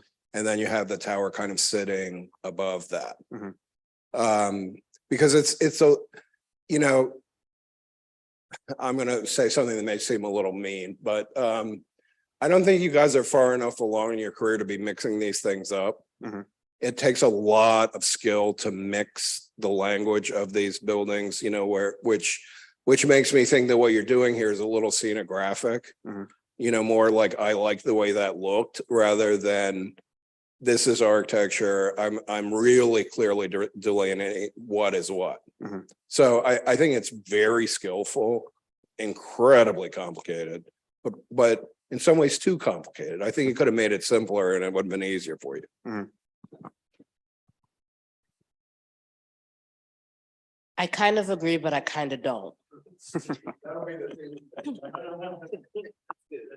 And I say that in the sense that one of my kind of philosophies on projects like this are you identify what you're trying to do, and I'm reacting to if you accomplished it. And what I heard you say at the start of this was that you were taking the idea of taking a suburban community and basically condensing it into a city block, which is what you've done, which is why your building is so dense in terms of program and the way everything's stacked and how it all works together.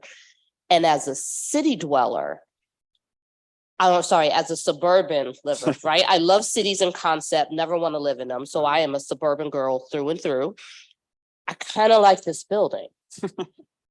But as a city lover, I'm having a hard time understanding how a building like this positively impacts the city.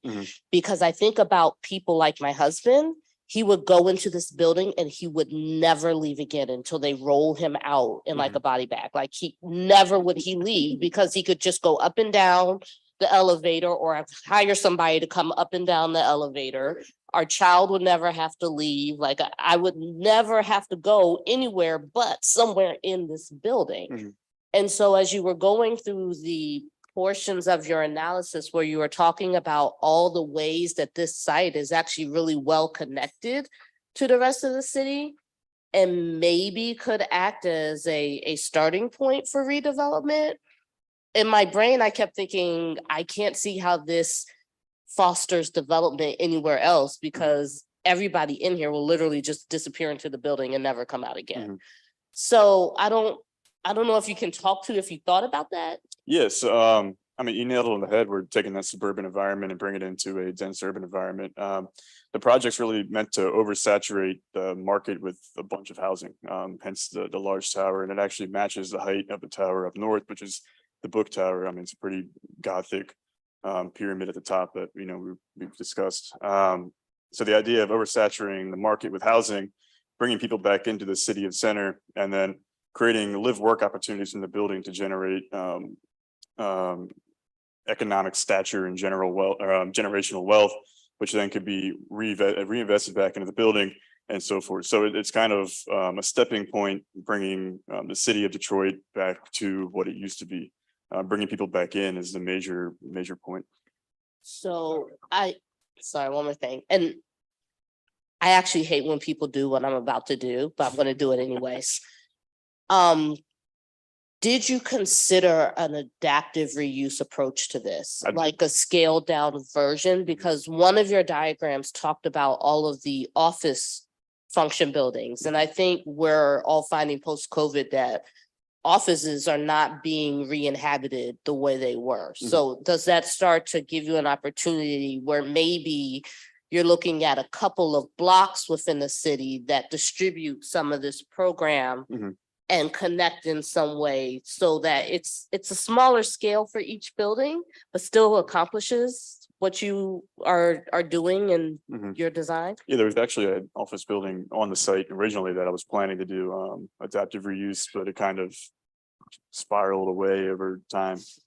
If you look at the Renaissance Center by John Portman. Don't believe so, no. You should look at that building. It's kind of a fortress. It's a fortress that sucked all the life out of downtown Detroit. Yeah, I did not. No, it's not. It's a, you know, like, Self-contained. it's the sucking sound of sucking everything out of Detroit into one building, and now it's GM's headquarters. Mhm. You should look at that. okay, yeah, I'm Because it familiar. has a lot of the elements that you have. I mean, it's organized differently into office towers and a hotel and a whole lot of sort of interior shopping street that was disastrous. And you should, there's a kind of fraught history of these kinds of buildings. Mhm. I don't think your scheme is actually anything like that, but I think it's worth looking at. Yeah, I would echo that too, that I was actually thinking when you first started talking, the way you were talking about the kind of, you know, the reduction or the loss of people, residents living in Detroit, that you would have been saying like, I'm going to take this. I actually thought maybe that the black part of the building, you know, I thought maybe this was like an existing building that you've been glomming this thing on, you know, adding this thing to. So you know, it's a very different project, but I do think it's something to think about. Like, and it's cool that you thought about it, even though, you know, you might have taken a fork in the road a different direction. Only other point I wanted to make, which echoed what Nanda was talking about, this idea of like, it feels like this move right here is somehow potentially trying to reconcile the kind of that axes. And I really feel, I agree. I feel like it could be a lot stronger. I kind of want to take the whole rectangle and take that corner and move, like take that whole thing and slide it. So it's kind of running diagonal from corner to corner somehow, so that it really does like react to that long street. And then reconciling like what that block to the other block where the book tower is. Yeah. So I've spent a lot of time in Detroit and working on housing, but it's been so hard, I think, for the city of Detroit to get dense housing in the core. Mhm. There have been a few, you know, projects that attempt to do that.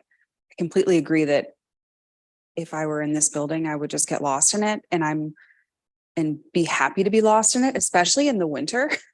And there's like a seasonality you didn't talk about necessarily, but I feel like maybe it was on your mind that this is like a very non-depressing place to live in a long kind of dark winter city. And so I like that. I think you know, there's a balance there to like, how do you not just suck everything into this tower and off of the street level? But the truth about a lot of these streets is like, there's not a density of population there that makes them feel super vibrant, because it's always been designed around cars.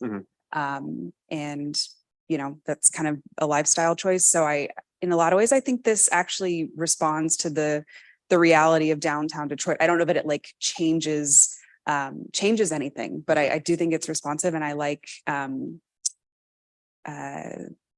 like the density of the housing, because I'm a houser, and that is what I, you know, just fundamentally believe in. So wanted to ask you if you thought about bringing more housing to the ground level, not just the beige part, but did you think about a typology that, in the same way that you kind of stepped, you know, down and there's what looks like an older building almost on the facade, like a different housing typology that touches some of these streets, especially tell me what's in 5 right here. What's the? Oh, it's the Alexander McComb Memorial. Yeah, so that's open space. Correct. So yeah, did you think about housing facing open space more on the ground level, or? So my approach, I mean, I've been waiting for a project to do something of sorts where, you know, you have townhouses at the bottom and apartment units up top. I've always wanted to go that way, but the urban fabric around this building is very much so mixed use at the bottom and apartments or office above. So the idea of, you know, implementing housing at the street level really never crossed my mind.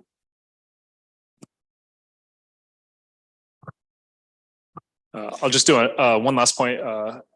I noticed that your unit mix is heavily slanted towards one bedrooms and studios. And I was just kind of curious about the thinking behind that. And it just got me thinking, I was thinking about the previous thesis project on kind of the growth of Boulder, Colorado. And what we've seen is a net migration from cities like Detroit and northern cold belt out to southern and mountain cities. And I'm just trying to think, a lot of it is, COVID, post-pandemic trends where people are working to, they have the flexibility now to work anywhere in the world. Why would they pick right here in Detroit if I could pick anywhere in the world? And I think it has to have a stronger case, with the unit design. I think that, maybe accommodating for work from home, or just kind of like, maybe there needs to be an innovative unit type here in downtown Detroit that's kind of, more special. And just kind of think, I encourage you to think about, like, if someone could live anywhere in the world, why would they live right here in this building, in this block, in this location of Detroit, in a special city? I guess in terms of one bedroom being the prominent bedroom typology, it was basically designed to pack as many people in as we could. And obviously smaller units are probably more on the affordable side rather than 3 bedrooms and so forth. So obviously there is 3 and 2 bedrooms for family use, but the majority of the affordable units are all 1 bedroom. I think that's an interesting point. If you had a 3-bedroom with a den, I would move into here. There Right. actually, there's a 3-bedroom in the shared office space down below. It's not shown on the plan. No, I need a den. And so, and here's. Well, no, he never would. That is true. But so, and I say this from the listen, he doesn't leave our townhouse right now anyway, so this wouldn't even make that much of a difference. I say that because I think that as a whole, not just on your thesis, maybe there should be more thought about to actually accommodating larger families in these multifamily buildings. When COVID started, we lived in an apartment, and I loved that apartment. And the only reason we moved out was because I could not stand my husband and I both trying to hold meetings at the same time in that apartment. And so we got a house where we could separate all 3 of us on different floors.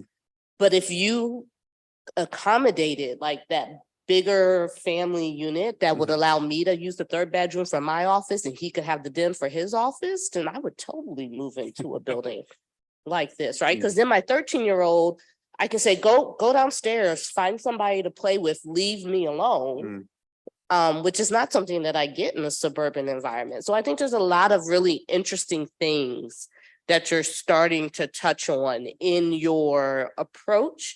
And it really is like another 2 or 3 iterations of thinking about what's really important and how does this approach really start to change the way that the urban fabric works as a whole.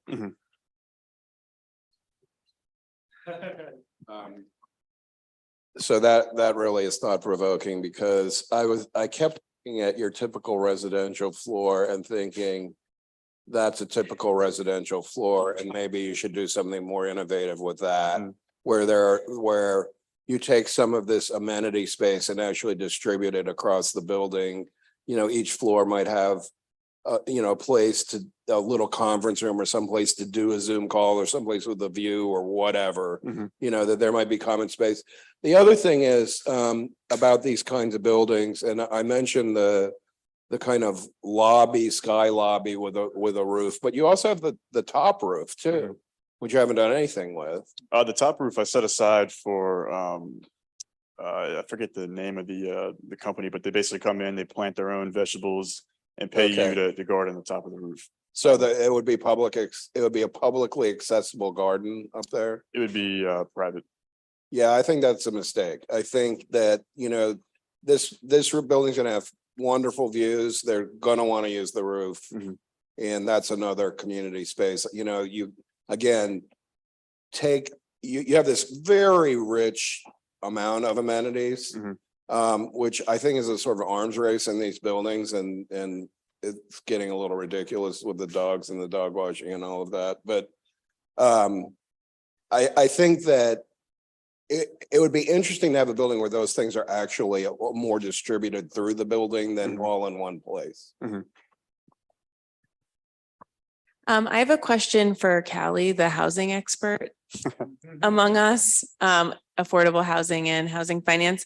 I my understanding in housing and affordable housing is that one bedrooms, while in the list, kind of, if you like organize by value on your spreadsheet, they're the cheapest, but you know, what's the actual mix that encompasses affordable housing, and what does that actually look like, and how does that, you know, work out in a big building like this? Like, is a one bedroom unit actually meet affordable housing needs, or is it just actually the cheapest unit when you list them all in a row?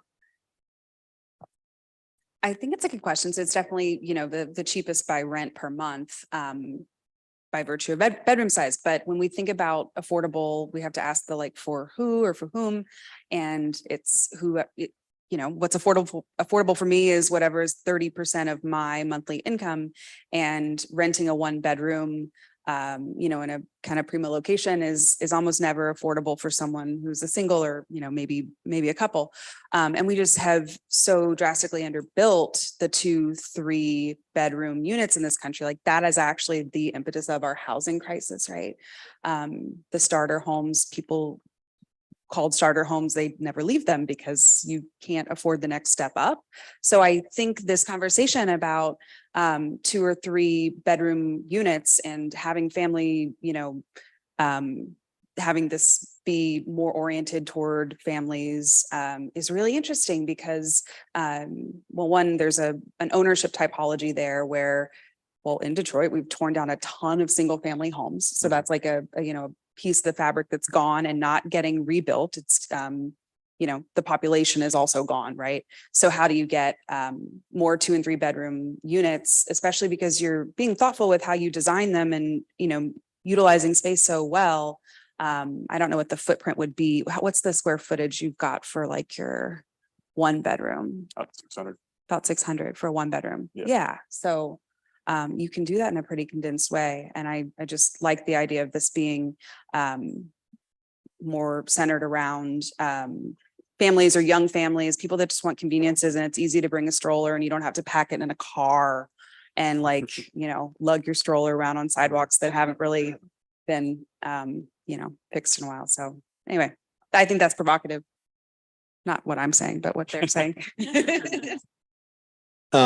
I really like this idea of like taking at least the program for like the community center and like spreading it around.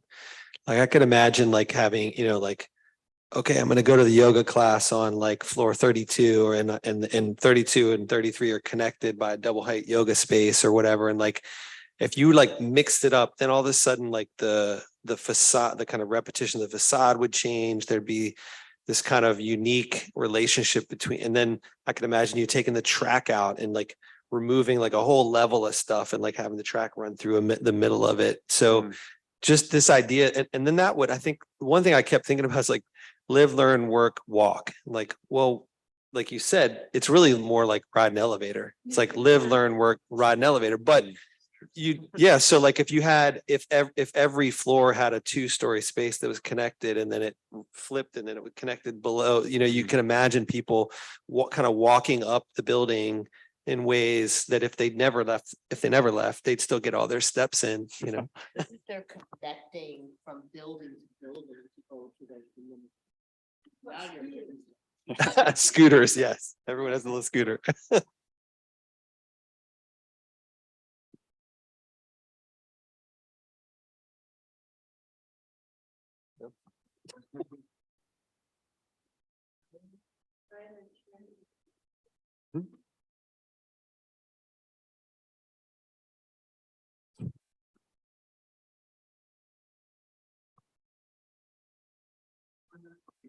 Tell Brian.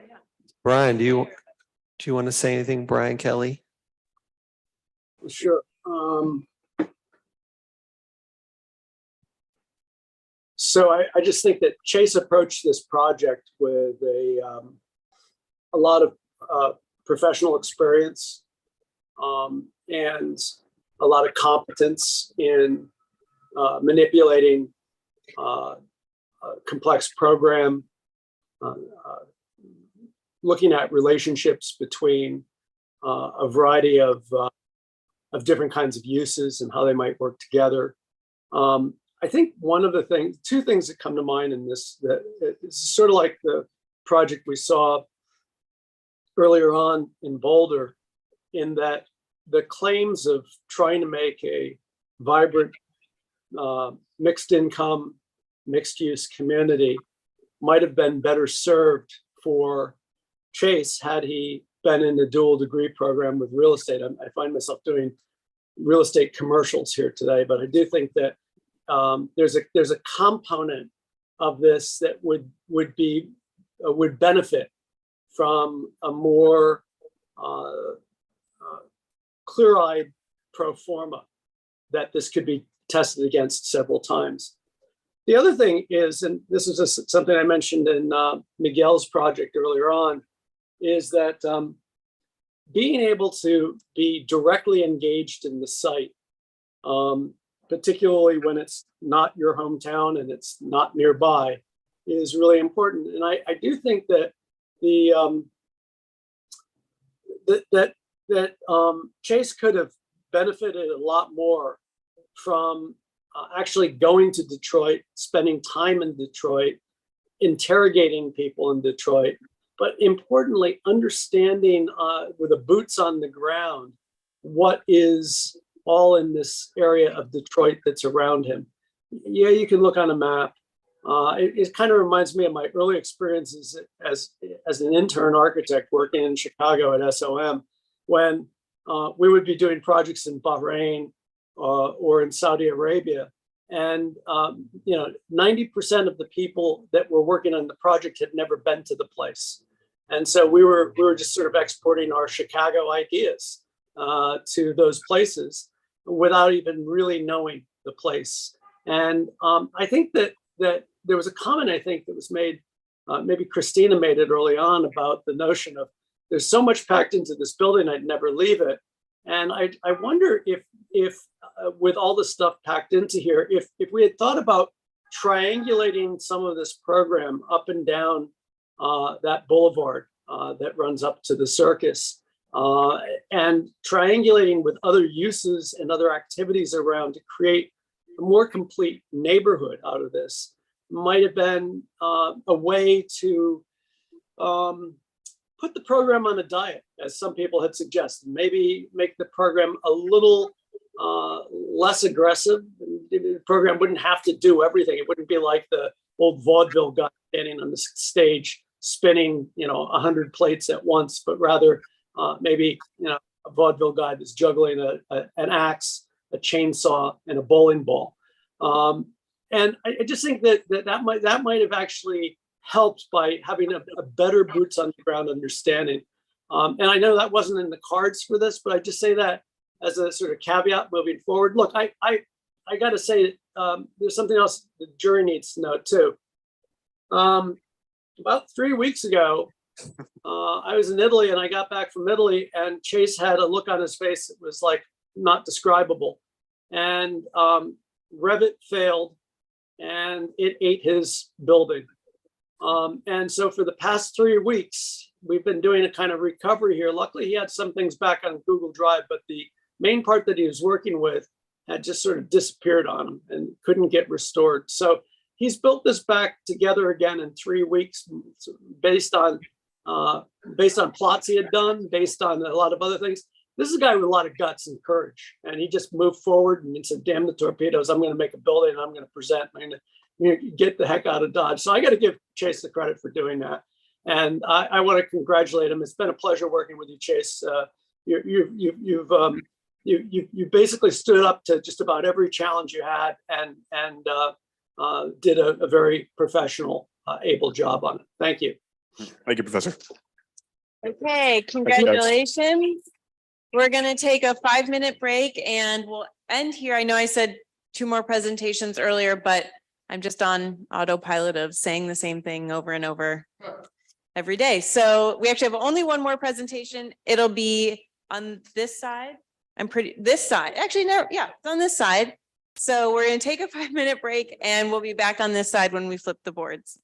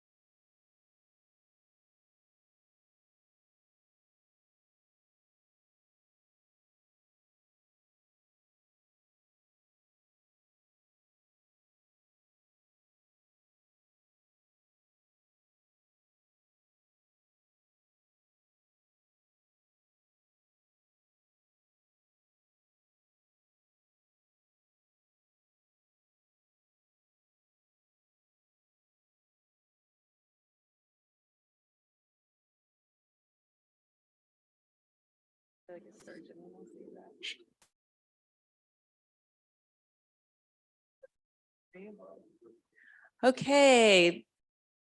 The boards are spun. We spinned the spun. So if you are on the jury, there, okay, it was like we lost people. And we will begin our last presentation. And thanks everyone for being here, for sticking it out to the end of the day. Yeah, I guess to piggyback on that, thank you for staying for the very last presentation. My name is Leah Roberts, and my thesis is titled From Stigma to Strength, where I created a wellness facility to help homeless LGBTQIA+ youth from a place of uncertainty to a place of security to ensure the well-being of future city dwellers. Before I start, I want to apologize for stumbling on LGBTQIA+ during this presentation. I've said it a million times this semester and I still can't say it smoothly, but then again, who can? So, okay. So what does home mean to you? What does having a family mean to you? House in its simplest definition relates to a place of residence, but a home means so much more than that. A home rather than a place is an intangible feeling that you get, whether it's in a specific location or not. It's a feeling of peace, comfort, safety, stability. And some unfortunately don't get this simple thing that everyone deserves. And homelessness can be thought of in the same way. Not only are those experiencing homelessness without residence, but they are without home, the thing that grounds us as human beings and makes us whole. Becoming homeless is far too easy in the United States. It's an epidemic that has worsened throughout major cities, and what has been done in the past is not enough to substantially help the problem.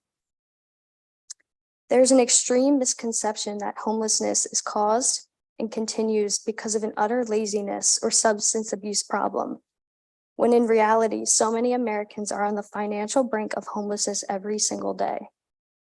And one lost job, one injury, one deceased family member, one high medical bill could push them onto the street. So we really must have empathy for the individual causes of homelessness if we want to help solve the actual problem.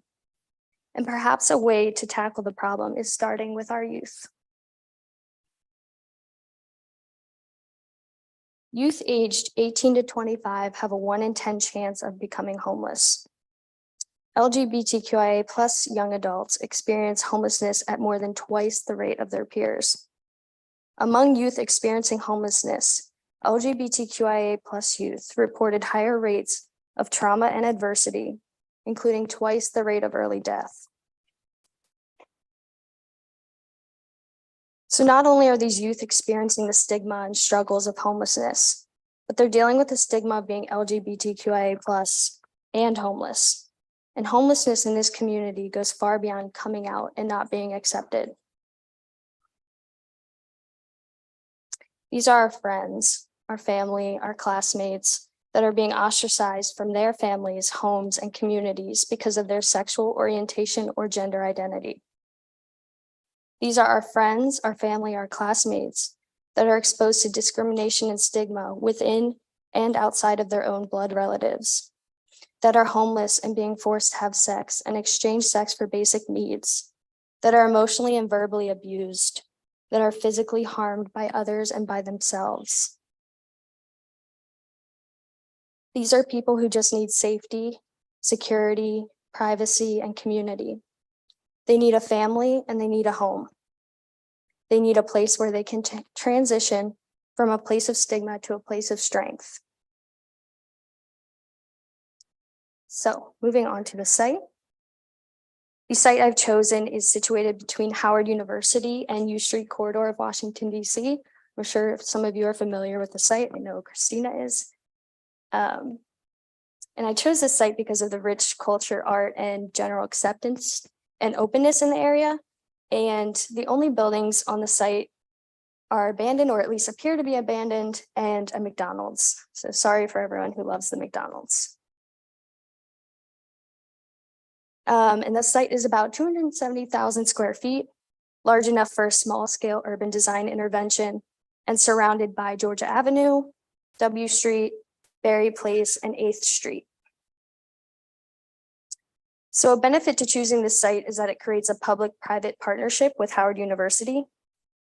Because the university actually owns the site, we can utilize their resources, staff, and students to supplement the operation of the facility. And Howard University already has a 2023 master plan in motion that focuses on mixed-use buildings, sustainable development, physical accessibility and connectivity, cultural landscapes, quality outdoor spaces, and experiential learning. So I've been able to keep their goals in mind while designing for this portion of the site.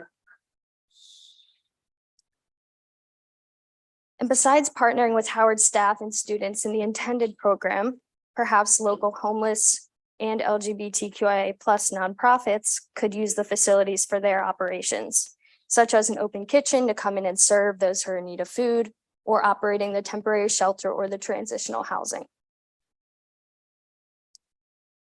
So after an extensive analysis of the site and visiting the site, I was able to decide what I thought the site needed. For being such a busy area with a lot of pedestrian activity, Georgia Avenue is quite unsafe, but it's populated with so many students, as you can see in the pictures I took in the top right.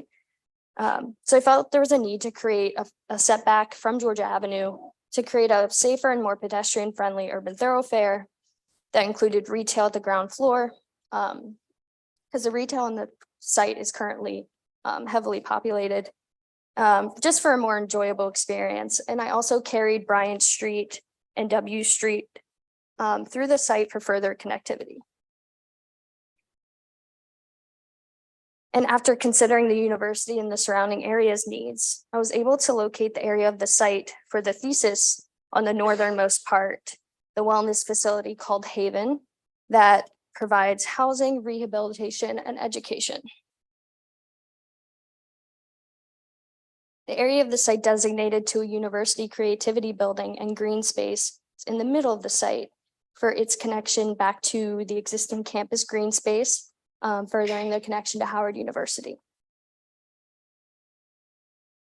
And lastly, the area focused on generating income and providing affordable housing, retail space, and office space to the people of Shaw on the southernmost portion of the site. And this is the site design as a whole, trying to blend in with the surrounding context, bring more green to the area, and provide that buffer from Georgia Avenue. And the thesis portion creates a wellness facility called Haven that provides housing, education, and rehabilitation for the youth. So the housing portion of the building works to evoke a sense of home by promoting family, togetherness, and individuality through spaces like a family room, a large kitchen, and a common space between the two bedroom units to decorate. The education portion influences and promotes collaboration between teacher and student by having these spaces flow into one another and teachers scattered through each floor of the building. The rehabilitation portion really breaks up that double-loaded corridor for light, air, and sunshine. I thought, how can we make a medical building not feel so medical while still providing things that are crucial to a patient's mental health and overall well-being? And the 3 floors are organized by examination, therapy, and healing. And lastly, the shelter portion that provides basic necessities and amenities while giving personal storage to users. Something that I found time and time again while doing my research was that a lot of people are discouraged to go to shelters because of lack of space to put their personal belongings. So something so simple that they can't even get. So not only does Haven provide housing, education, and rehabilitation, but it provides a home. A home is where we are always welcome.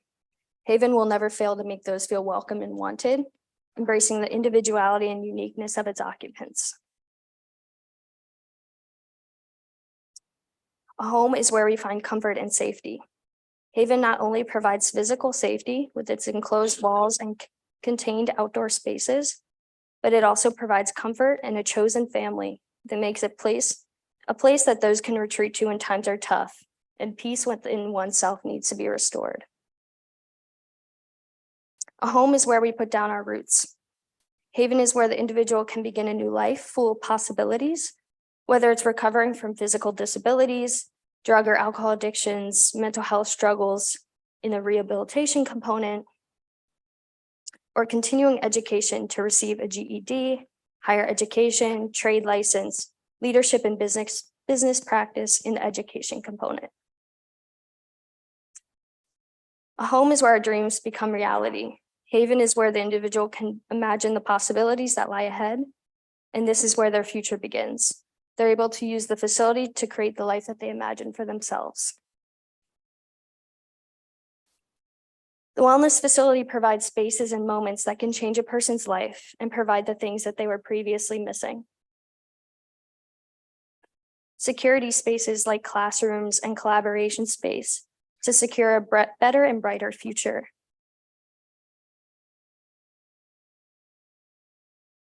Wellness spaces like doctor's offices, a group or private therapy room to heal physically, mentally, and emotionally. Tranquility spaces like a Zen garden, private or group meditation rooms to become the best version of yourself. Community spaces like a courtyard to hang out, eat lunch, study, gather for an event, and come together with those around you. Individuality spaces like the courtyard to physically express your individuality and creativity in the open space or onto the blank courtyard mural walls. Family spaces like a family room to cook and eat dinner, play games, and hang out with your chosen family. Identity spaces like a unit common space to bond with your roommate, decorate, and personalize for the rest of your peers to see.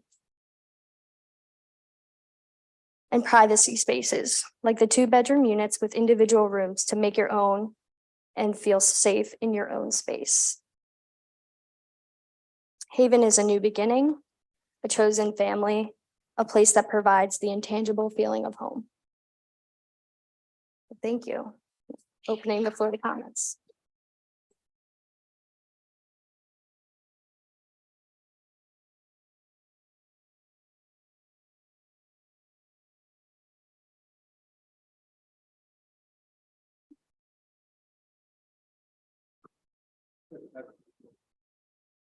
Can you describe, so the access to courtyard section, and then in one of the, I guess it's here where it's showing the loading and stuff. Can you kind of walk us through, like, is that, it seems like there's you're reconciling the topography of the site. Can you walk us through that a little bit? Yeah, exactly.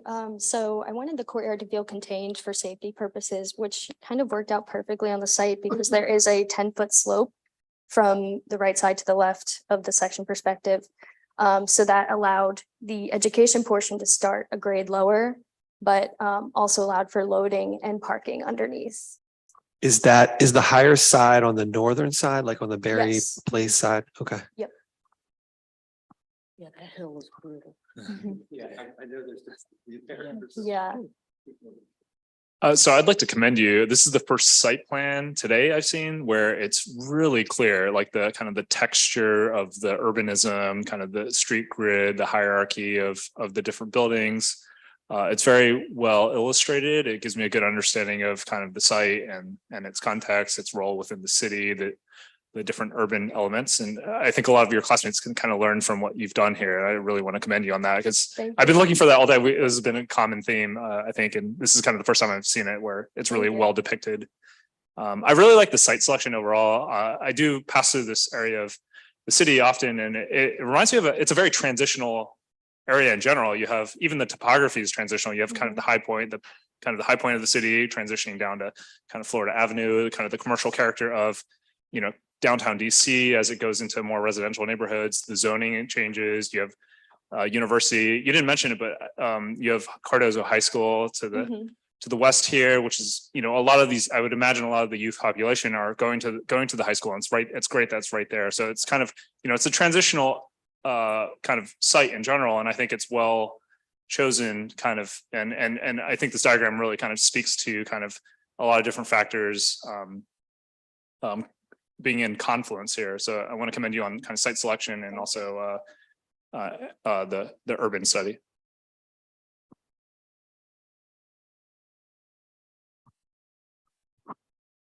I think the first thing I want to comment on is that I love the graphics.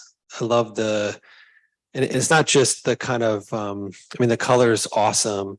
Actually, the fact that the outfits you have on is cool. It reminds me of Lindsay's shirt for the DuPont Underground.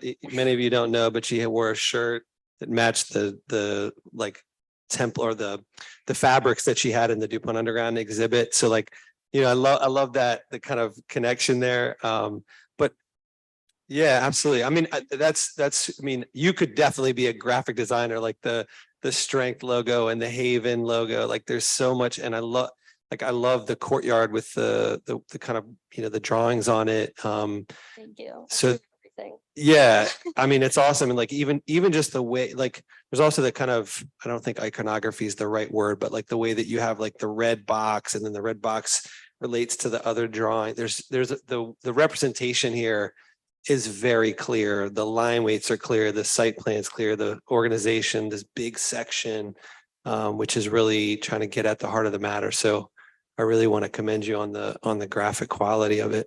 Thank you. I have other comments too, but I'm going to let. No, go. I'll come back. Let me come back. I'll echo the graphics and the colors, because you brought it right up to the edge of what almost would be like not good. I don't know how to say that, but it's so pretty. Thank you. Yes, that's not a great word for it, but it's very appealing. And I wanted to ask you about the public space and the programming of the public space in the middle. What do you kind of imagine for that? And what's the building and kind of the edge of that building Yeah, in so connection to the space? that was sort of born out of Howard University's 2023 master plan. I think they mentioned throughout the master plan multiple times that they really wanted quality outdoor spaces. And they have malls already, but although isn't like fully designed yet, because I was focused more in the northern part of the site, I imagine that site really going off of the creativity building that's there. Again, in their master plan, they really wanted creativity spaces. And not a lot of campuses have a building that could represent that. So I would love that building to be this creativity building, and then the sort of outdoor space outside of that flow into it, I guess. So I will say a couple of things. So the other thing, I think my biggest criticism is kind of twofold. One is I'm a little concerned about while I think the site selection is really great, and I think kind of where you put the program is really great, and even the kind of reconciling the relationship between the campus green and your green, I feel like the buildings probably could be denser generally. Like it feels like you're giving away too much real estate in a place where, you know, if someone were to develop here, they would build more. They wouldn't allow the edges to be eroded quite so much.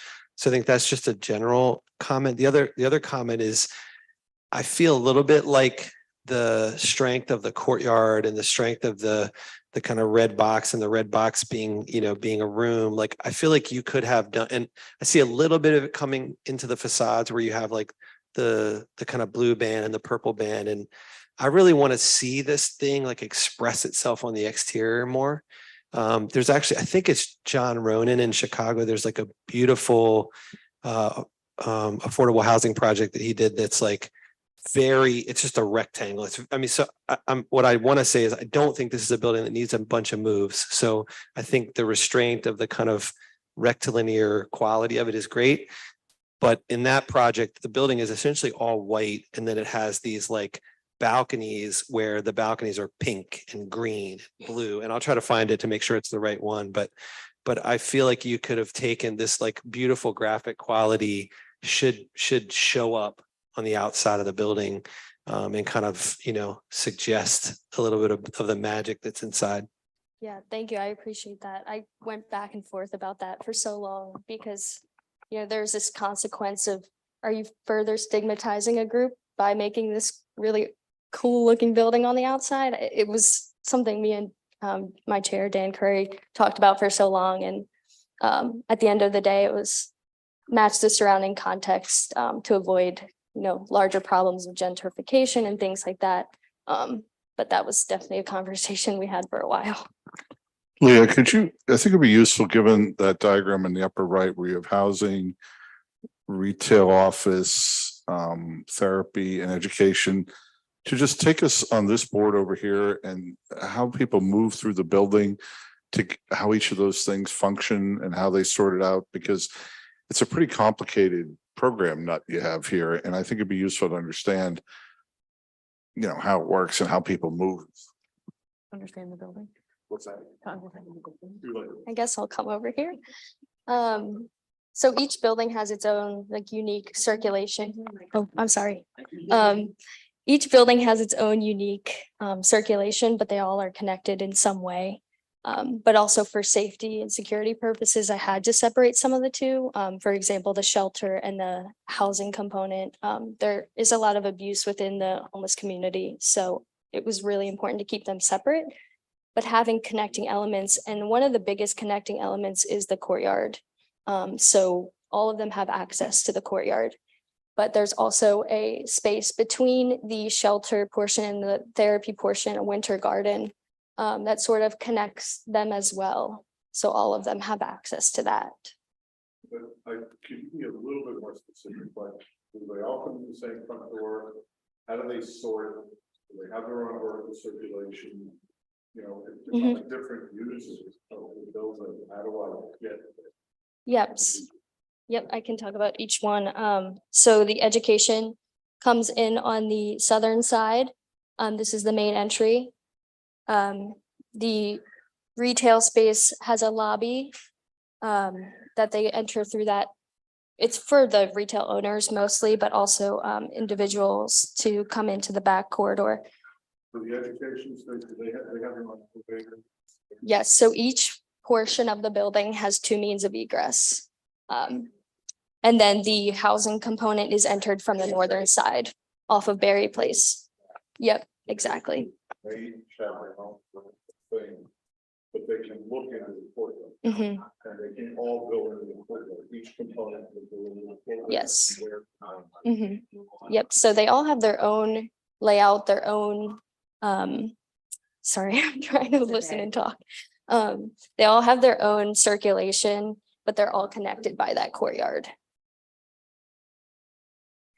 So with these, be a stickler here, but in the first floor plan, the piece on the left, which is the therapy. Yes. So coming in for therapy, I come in where? So that would be entered through this. Come in there, Mhm. and that's the reception area. Yes, And I make a right turn, and those are all the little therapy cubicles and Yep. things. And if I want to go upstairs in that part, where's the stair? the stairs right here and the elevators here. There's also an elevator in this corner and this corner, this one, this stair and elevator is more for staff. But this is the main circulation for visitors. And that's a 2-story height space or 3-story. 3-story, yep. And it's enclosed. Yes, the Zen garden is not enclosed, this Zen garden here. And is there a section for the Zen garden? No, but it would be behind this wall. And where is that wall? Right here. Oh, I see. Yeah.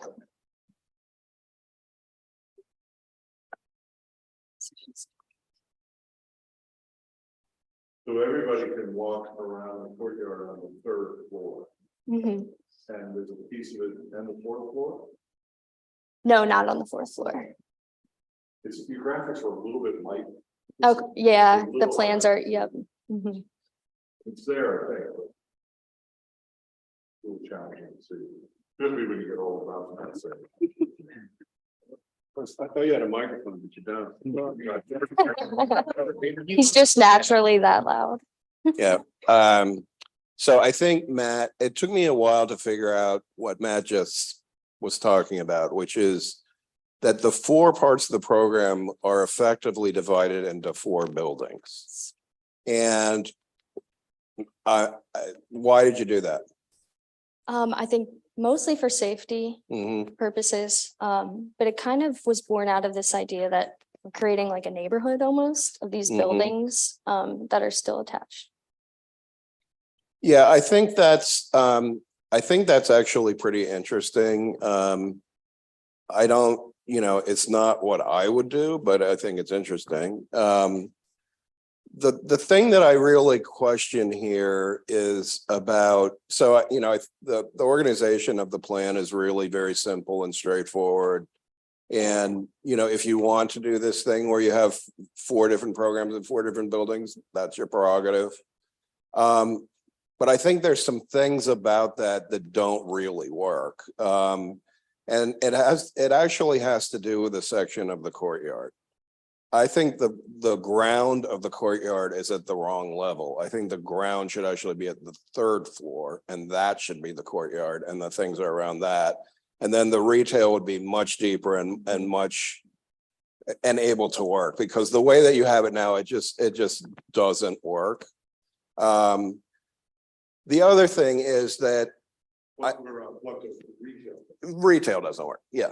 But I also think that, these 4 programs you have actually kind of want to have different shapes than you've made them, and they're all actually the same. Yeah. So they're all the same width. And, office really doesn't want to be that skinny. Housing has a certain dimension, which is 65 to 70 feet, and that's probably what you have. So I just kind of wonder, and it's the theme of the day. It's always my theme of sections. And I wonder if that's the right organization. If you could have a base that had more of the big pieces of the program in it, like the education and the retail and maybe the therapy, and then the housing is sort of above that. And also I would say that, that thesis you just gave Matt about who looks in the courtyard, I think works for everybody except for the back of that retail, which is going to be pretty deadly. And I think the retail is actually really important because, first of all, it's in Howard's master plan, certainly to build up Georgia Avenue. But that said, I think you put the elements of the program in the right places on the site. There is a difference between the 4 sides of this rectangle. And I think that, where you've put stuff is actually very reasonable. We've actually done some buildings like this, emergency family housing, which are, and a shelter, yes. And, they're interesting buildings because they're in a lot of ways not what you think they are. They're 60% residential and 40% services. So when people out in the world criticize those buildings for being expensive, that's why they're expensive. Because they don't compare to multifamily buildings or hotels. They're nothing like them. And that also tells you why those buildings, the multifamily buildings and hotels don't convert to this use very well at all. Because they don't have the support spaces that really people need to get back on their feet. And, DC has the best program in the country. We have these facilities in all 8 wards. And so I think the program you chose is a really relevant one. And certainly, addresses a big problem in a place where it needs to be addressed. Thank you. I really appreciate that. On that. I'll hand it to you in a sec, Nander. But the thing where I was going is in cities, typically what happens in cities is that as you go from grade up in the building, it becomes more private. Right. And you have deliberately taken a very different approach, which is to make these mini buildings on the site, which is, you can do that. I mean, I think that's certainly a strategy. It tends to it tends to atomize, it potentially atomizes the institution a little bit, in a sense that everybody has their own door, and certainly there may be some very practical reasons why that's the case. But if this thing has a title for what it is, this is the such and such center named after the person who you hit up for the big donation to support this, right? Mhm. You probably want one door so everybody knows where to go, and so it would make me a little bit, well, no, if you want education, that's around the corner.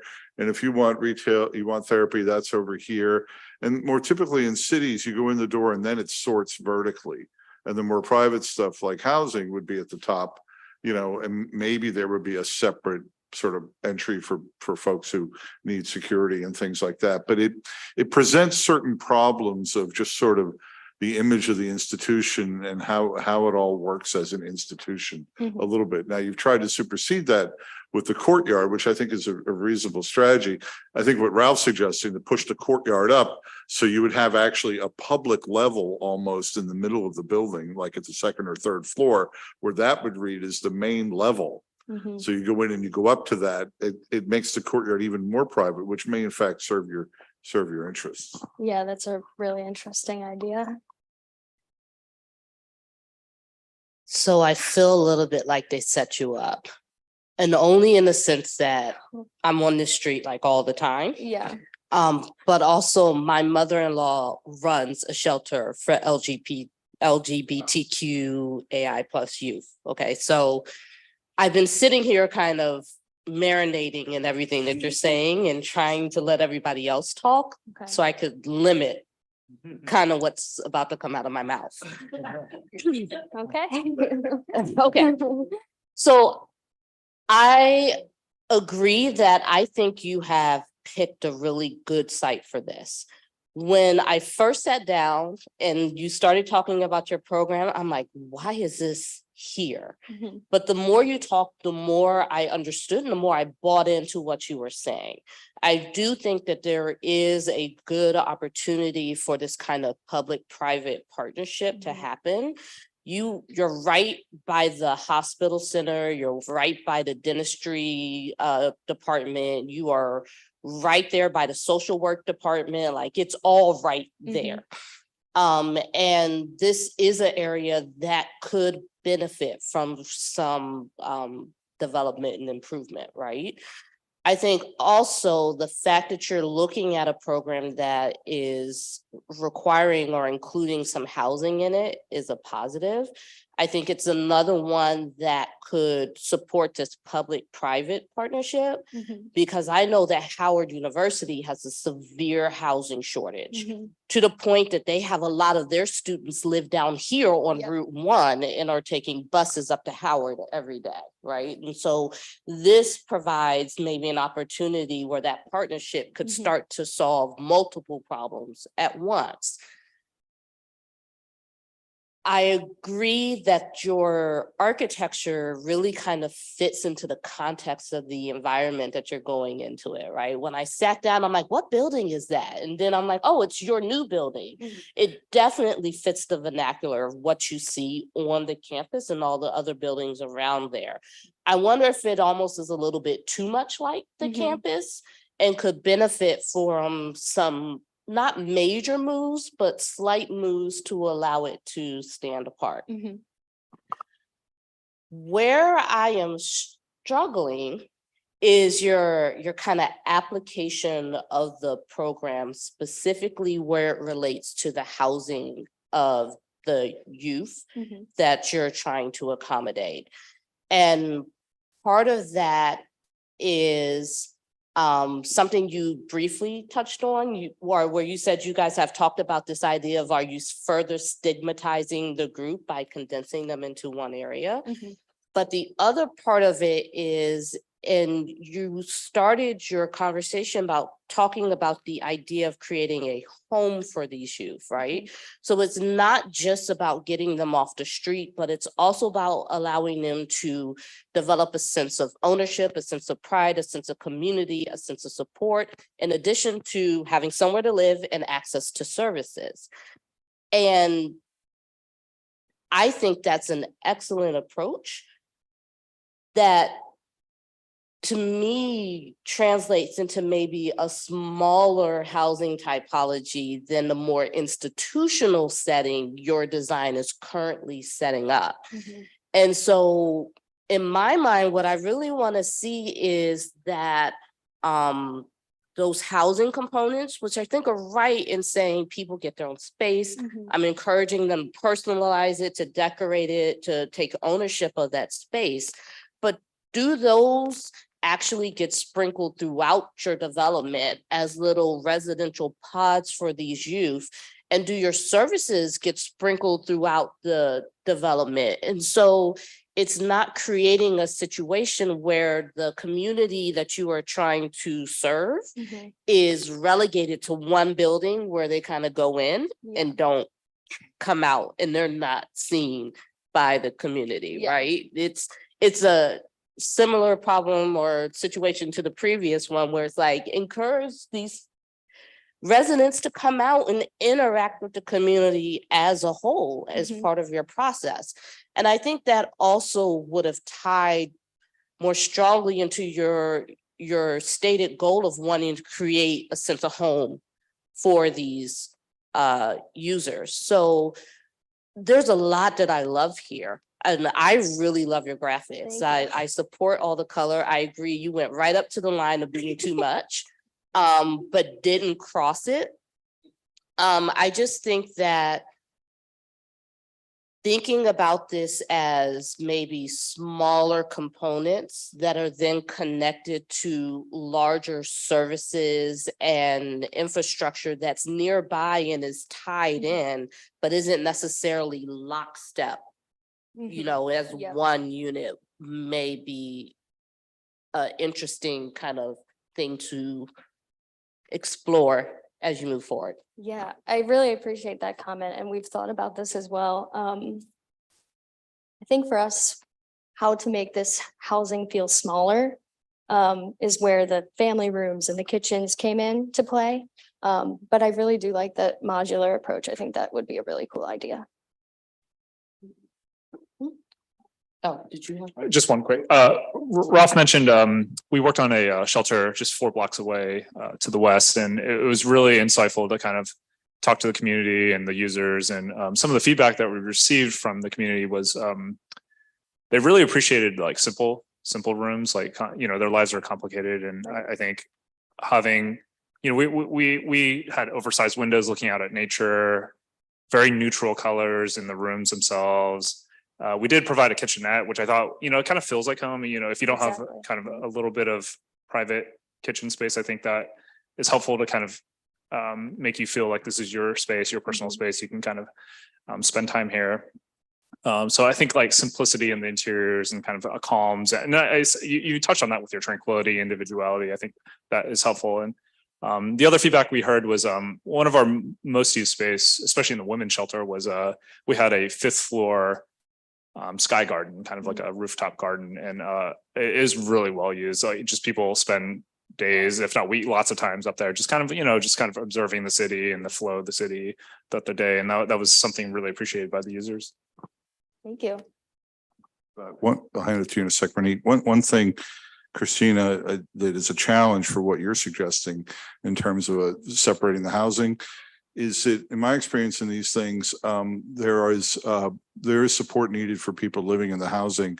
And lots of times, if you spread it all around the building, you have to hire more people to be able to help manage that. And I think one of the ways architects can deal with that is through the design and the scale of things, even if it's all located in the same place, rather than disperse it throughout a building, because it can create managerial problems. I know that from personal experience. So, you know, you just have to be a little bit, not everything scales in the same way in that regard. I agree with you.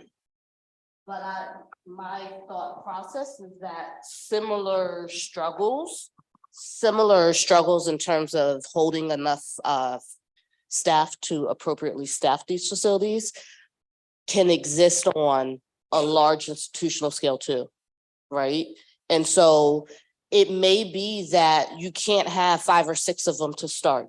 It may be that you have one kind of residential unit that's really focused on, and maybe this is the wrong way, but like a house mom, right? There's one person who residentially is taking care of them, and then all of the social functions and stuff are grouped together in a more institutional manner. I'm really talking more about the living environment and really creating something that feels more like a home with a smaller group for people to connect to. I don't disagree with what you're saying. The staffing is an issue. It needs to be considered and the scaling needs to be considered. I'm not going to dive into that debate because it's a different project either way, right? But I wanted to just add a few things looking at this building. So Leah, I think it would be really great if there were some terraces or spaces that were people's own that were outside. When I look from the outside of this building, it's very hermetically sealed. And having people have the opportunity to grow things or be able to step out and see the sky themselves would be nice and might also help to convey the residential character in some areas. I think you can also look at how the building meets the street and how it meets the ground. You know, things are just kind of coming down into the ground and thinking about where people touch and where you could just, you know, if you got a chance to do you have the section here, but even cutting that wall section through where we see the sidewalk and you start thinking about what things push in and out, can help to define that edge. And I'm looking particularly, you know, along Georgia Avenue, where it feels like that whole wall is in the same plane, and playing with that a little bit more would really offer some hierarchy. And it does feel like the roof is an opportunity that you could play with. You know, again, if people are going to live in close quarters, having them have other kinds of spaces. Looking at your plans, I think it's nice to see that you have these kind of living room spaces and you were thinking about those units.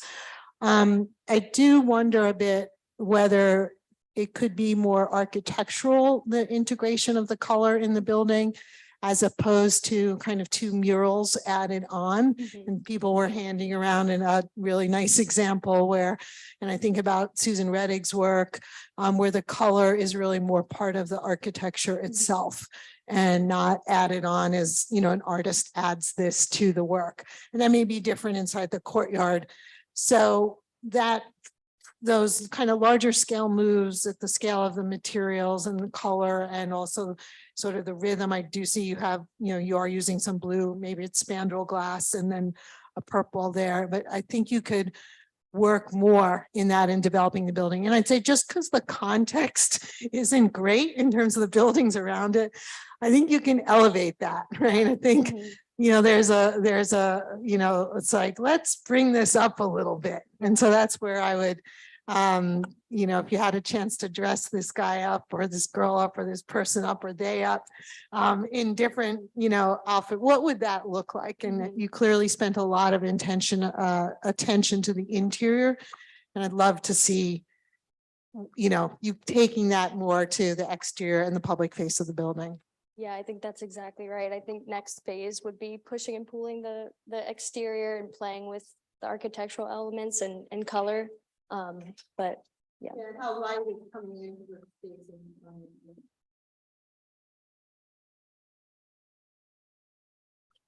You ever looked at the two historic buildings on the site? The two. The bus garage and the pond part. No. They are. Yeah. I'm just saying. McDonald's is not listed. Oh yeah, probably not. Although it looks like it's historic, but.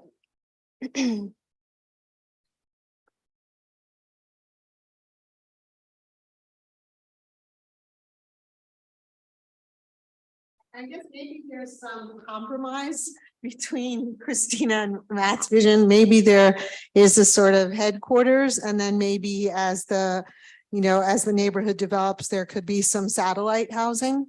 The idea of bringing some Howard University students into it, so this kind of mix might be very interesting. And one of the students I worked with last year was working with Gallaudet and thinking about that transition and how that neighborhood starts to have business owners who are graduates of Gallaudet. And so perhaps an interweaving of the two ideas might solve the staff problem and the neighborhood issue. So kind of following up on that though, I think also looking at the form of the architecture in a slightly different way might also start to solve that problem. So if you start to take some of the upper levels and break them up so that they feel more like a bunch of grouped individual, almost like townhomes or group homes that then are maybe on a central controlled corridor through which everybody accesses it, you can start to kind of tackle a whole bunch of holes, air quotes, holes in the design as you already have it, right? I think you have good instincts, and it's really the details of how all that works together and balancing the kind of theory of the type of experience you want to create and the type of environment you want to create with the practicalities of operating the type of environment that you need to create, the type of services that you need to provide, that becomes the kind of sticking point a little bit. Yeah, definitely. I think the one other thing to consider is the expression and creativity of the people living there.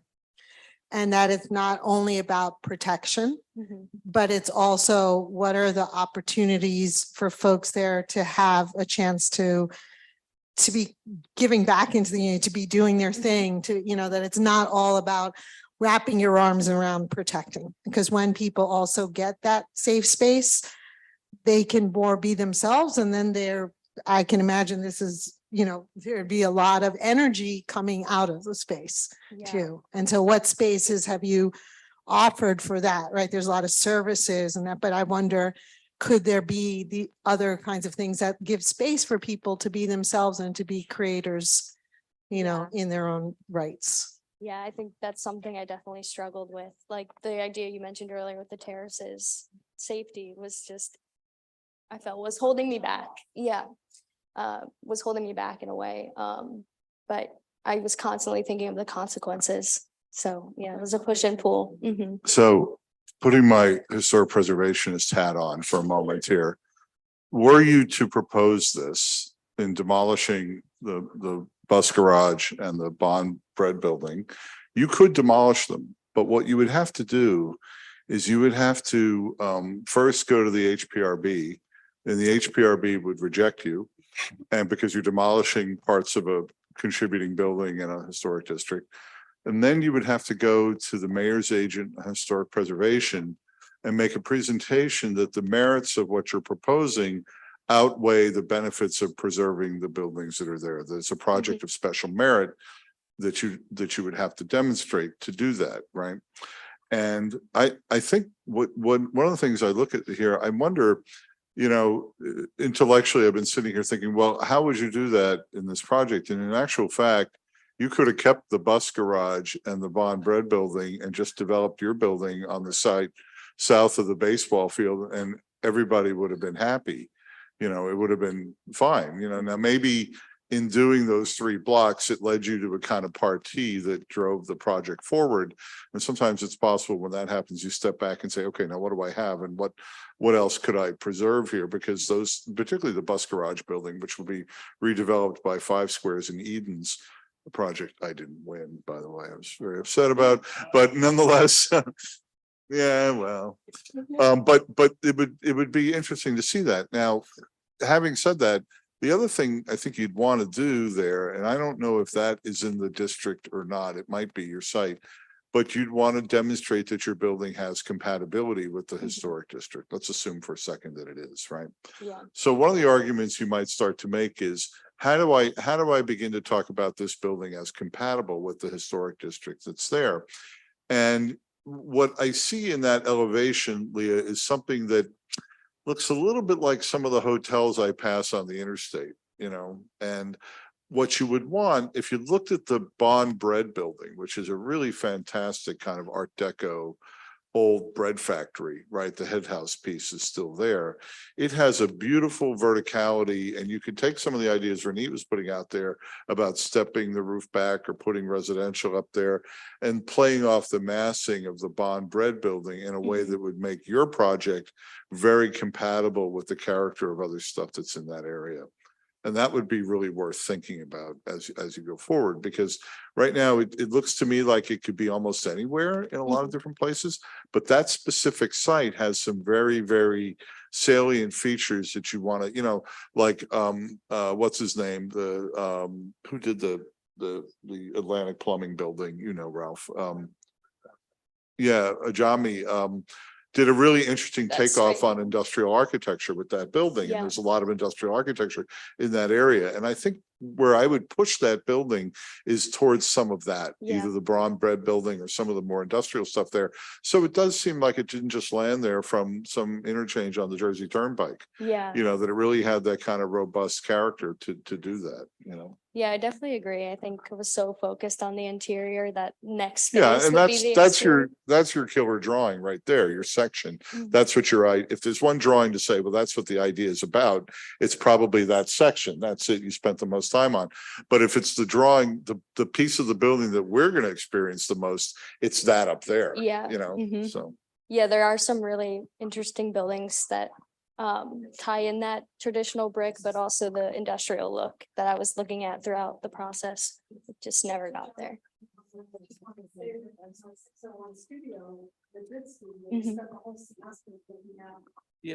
Building in and around the historic structures on that site. So you had a whole toolbox for that. Yes, I did.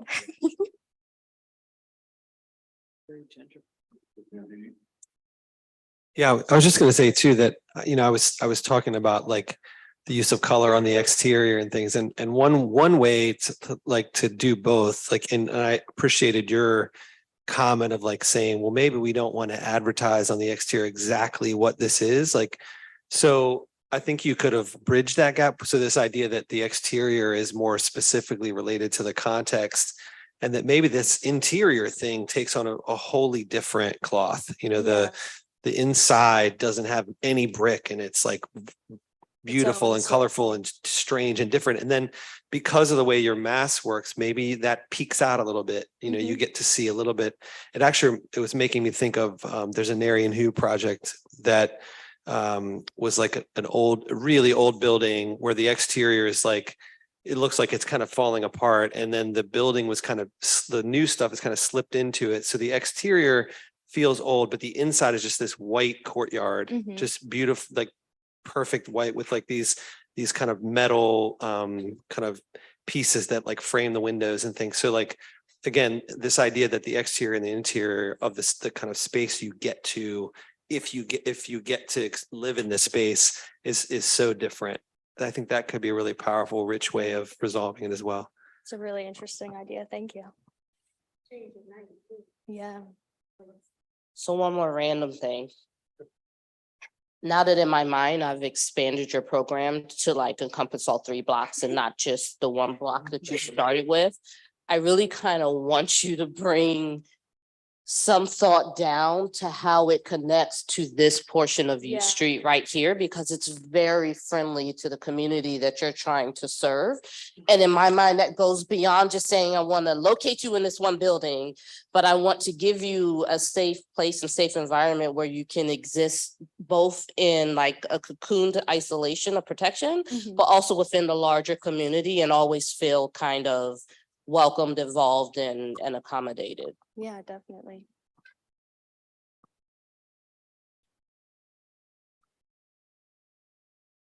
Thank you all for very engaged discussion. I've been working with Leah here for the last year, and most of what I've seen has been black and white. So I'd like to see the color start to materialize. Really was kind of a Wizard of Oz moment.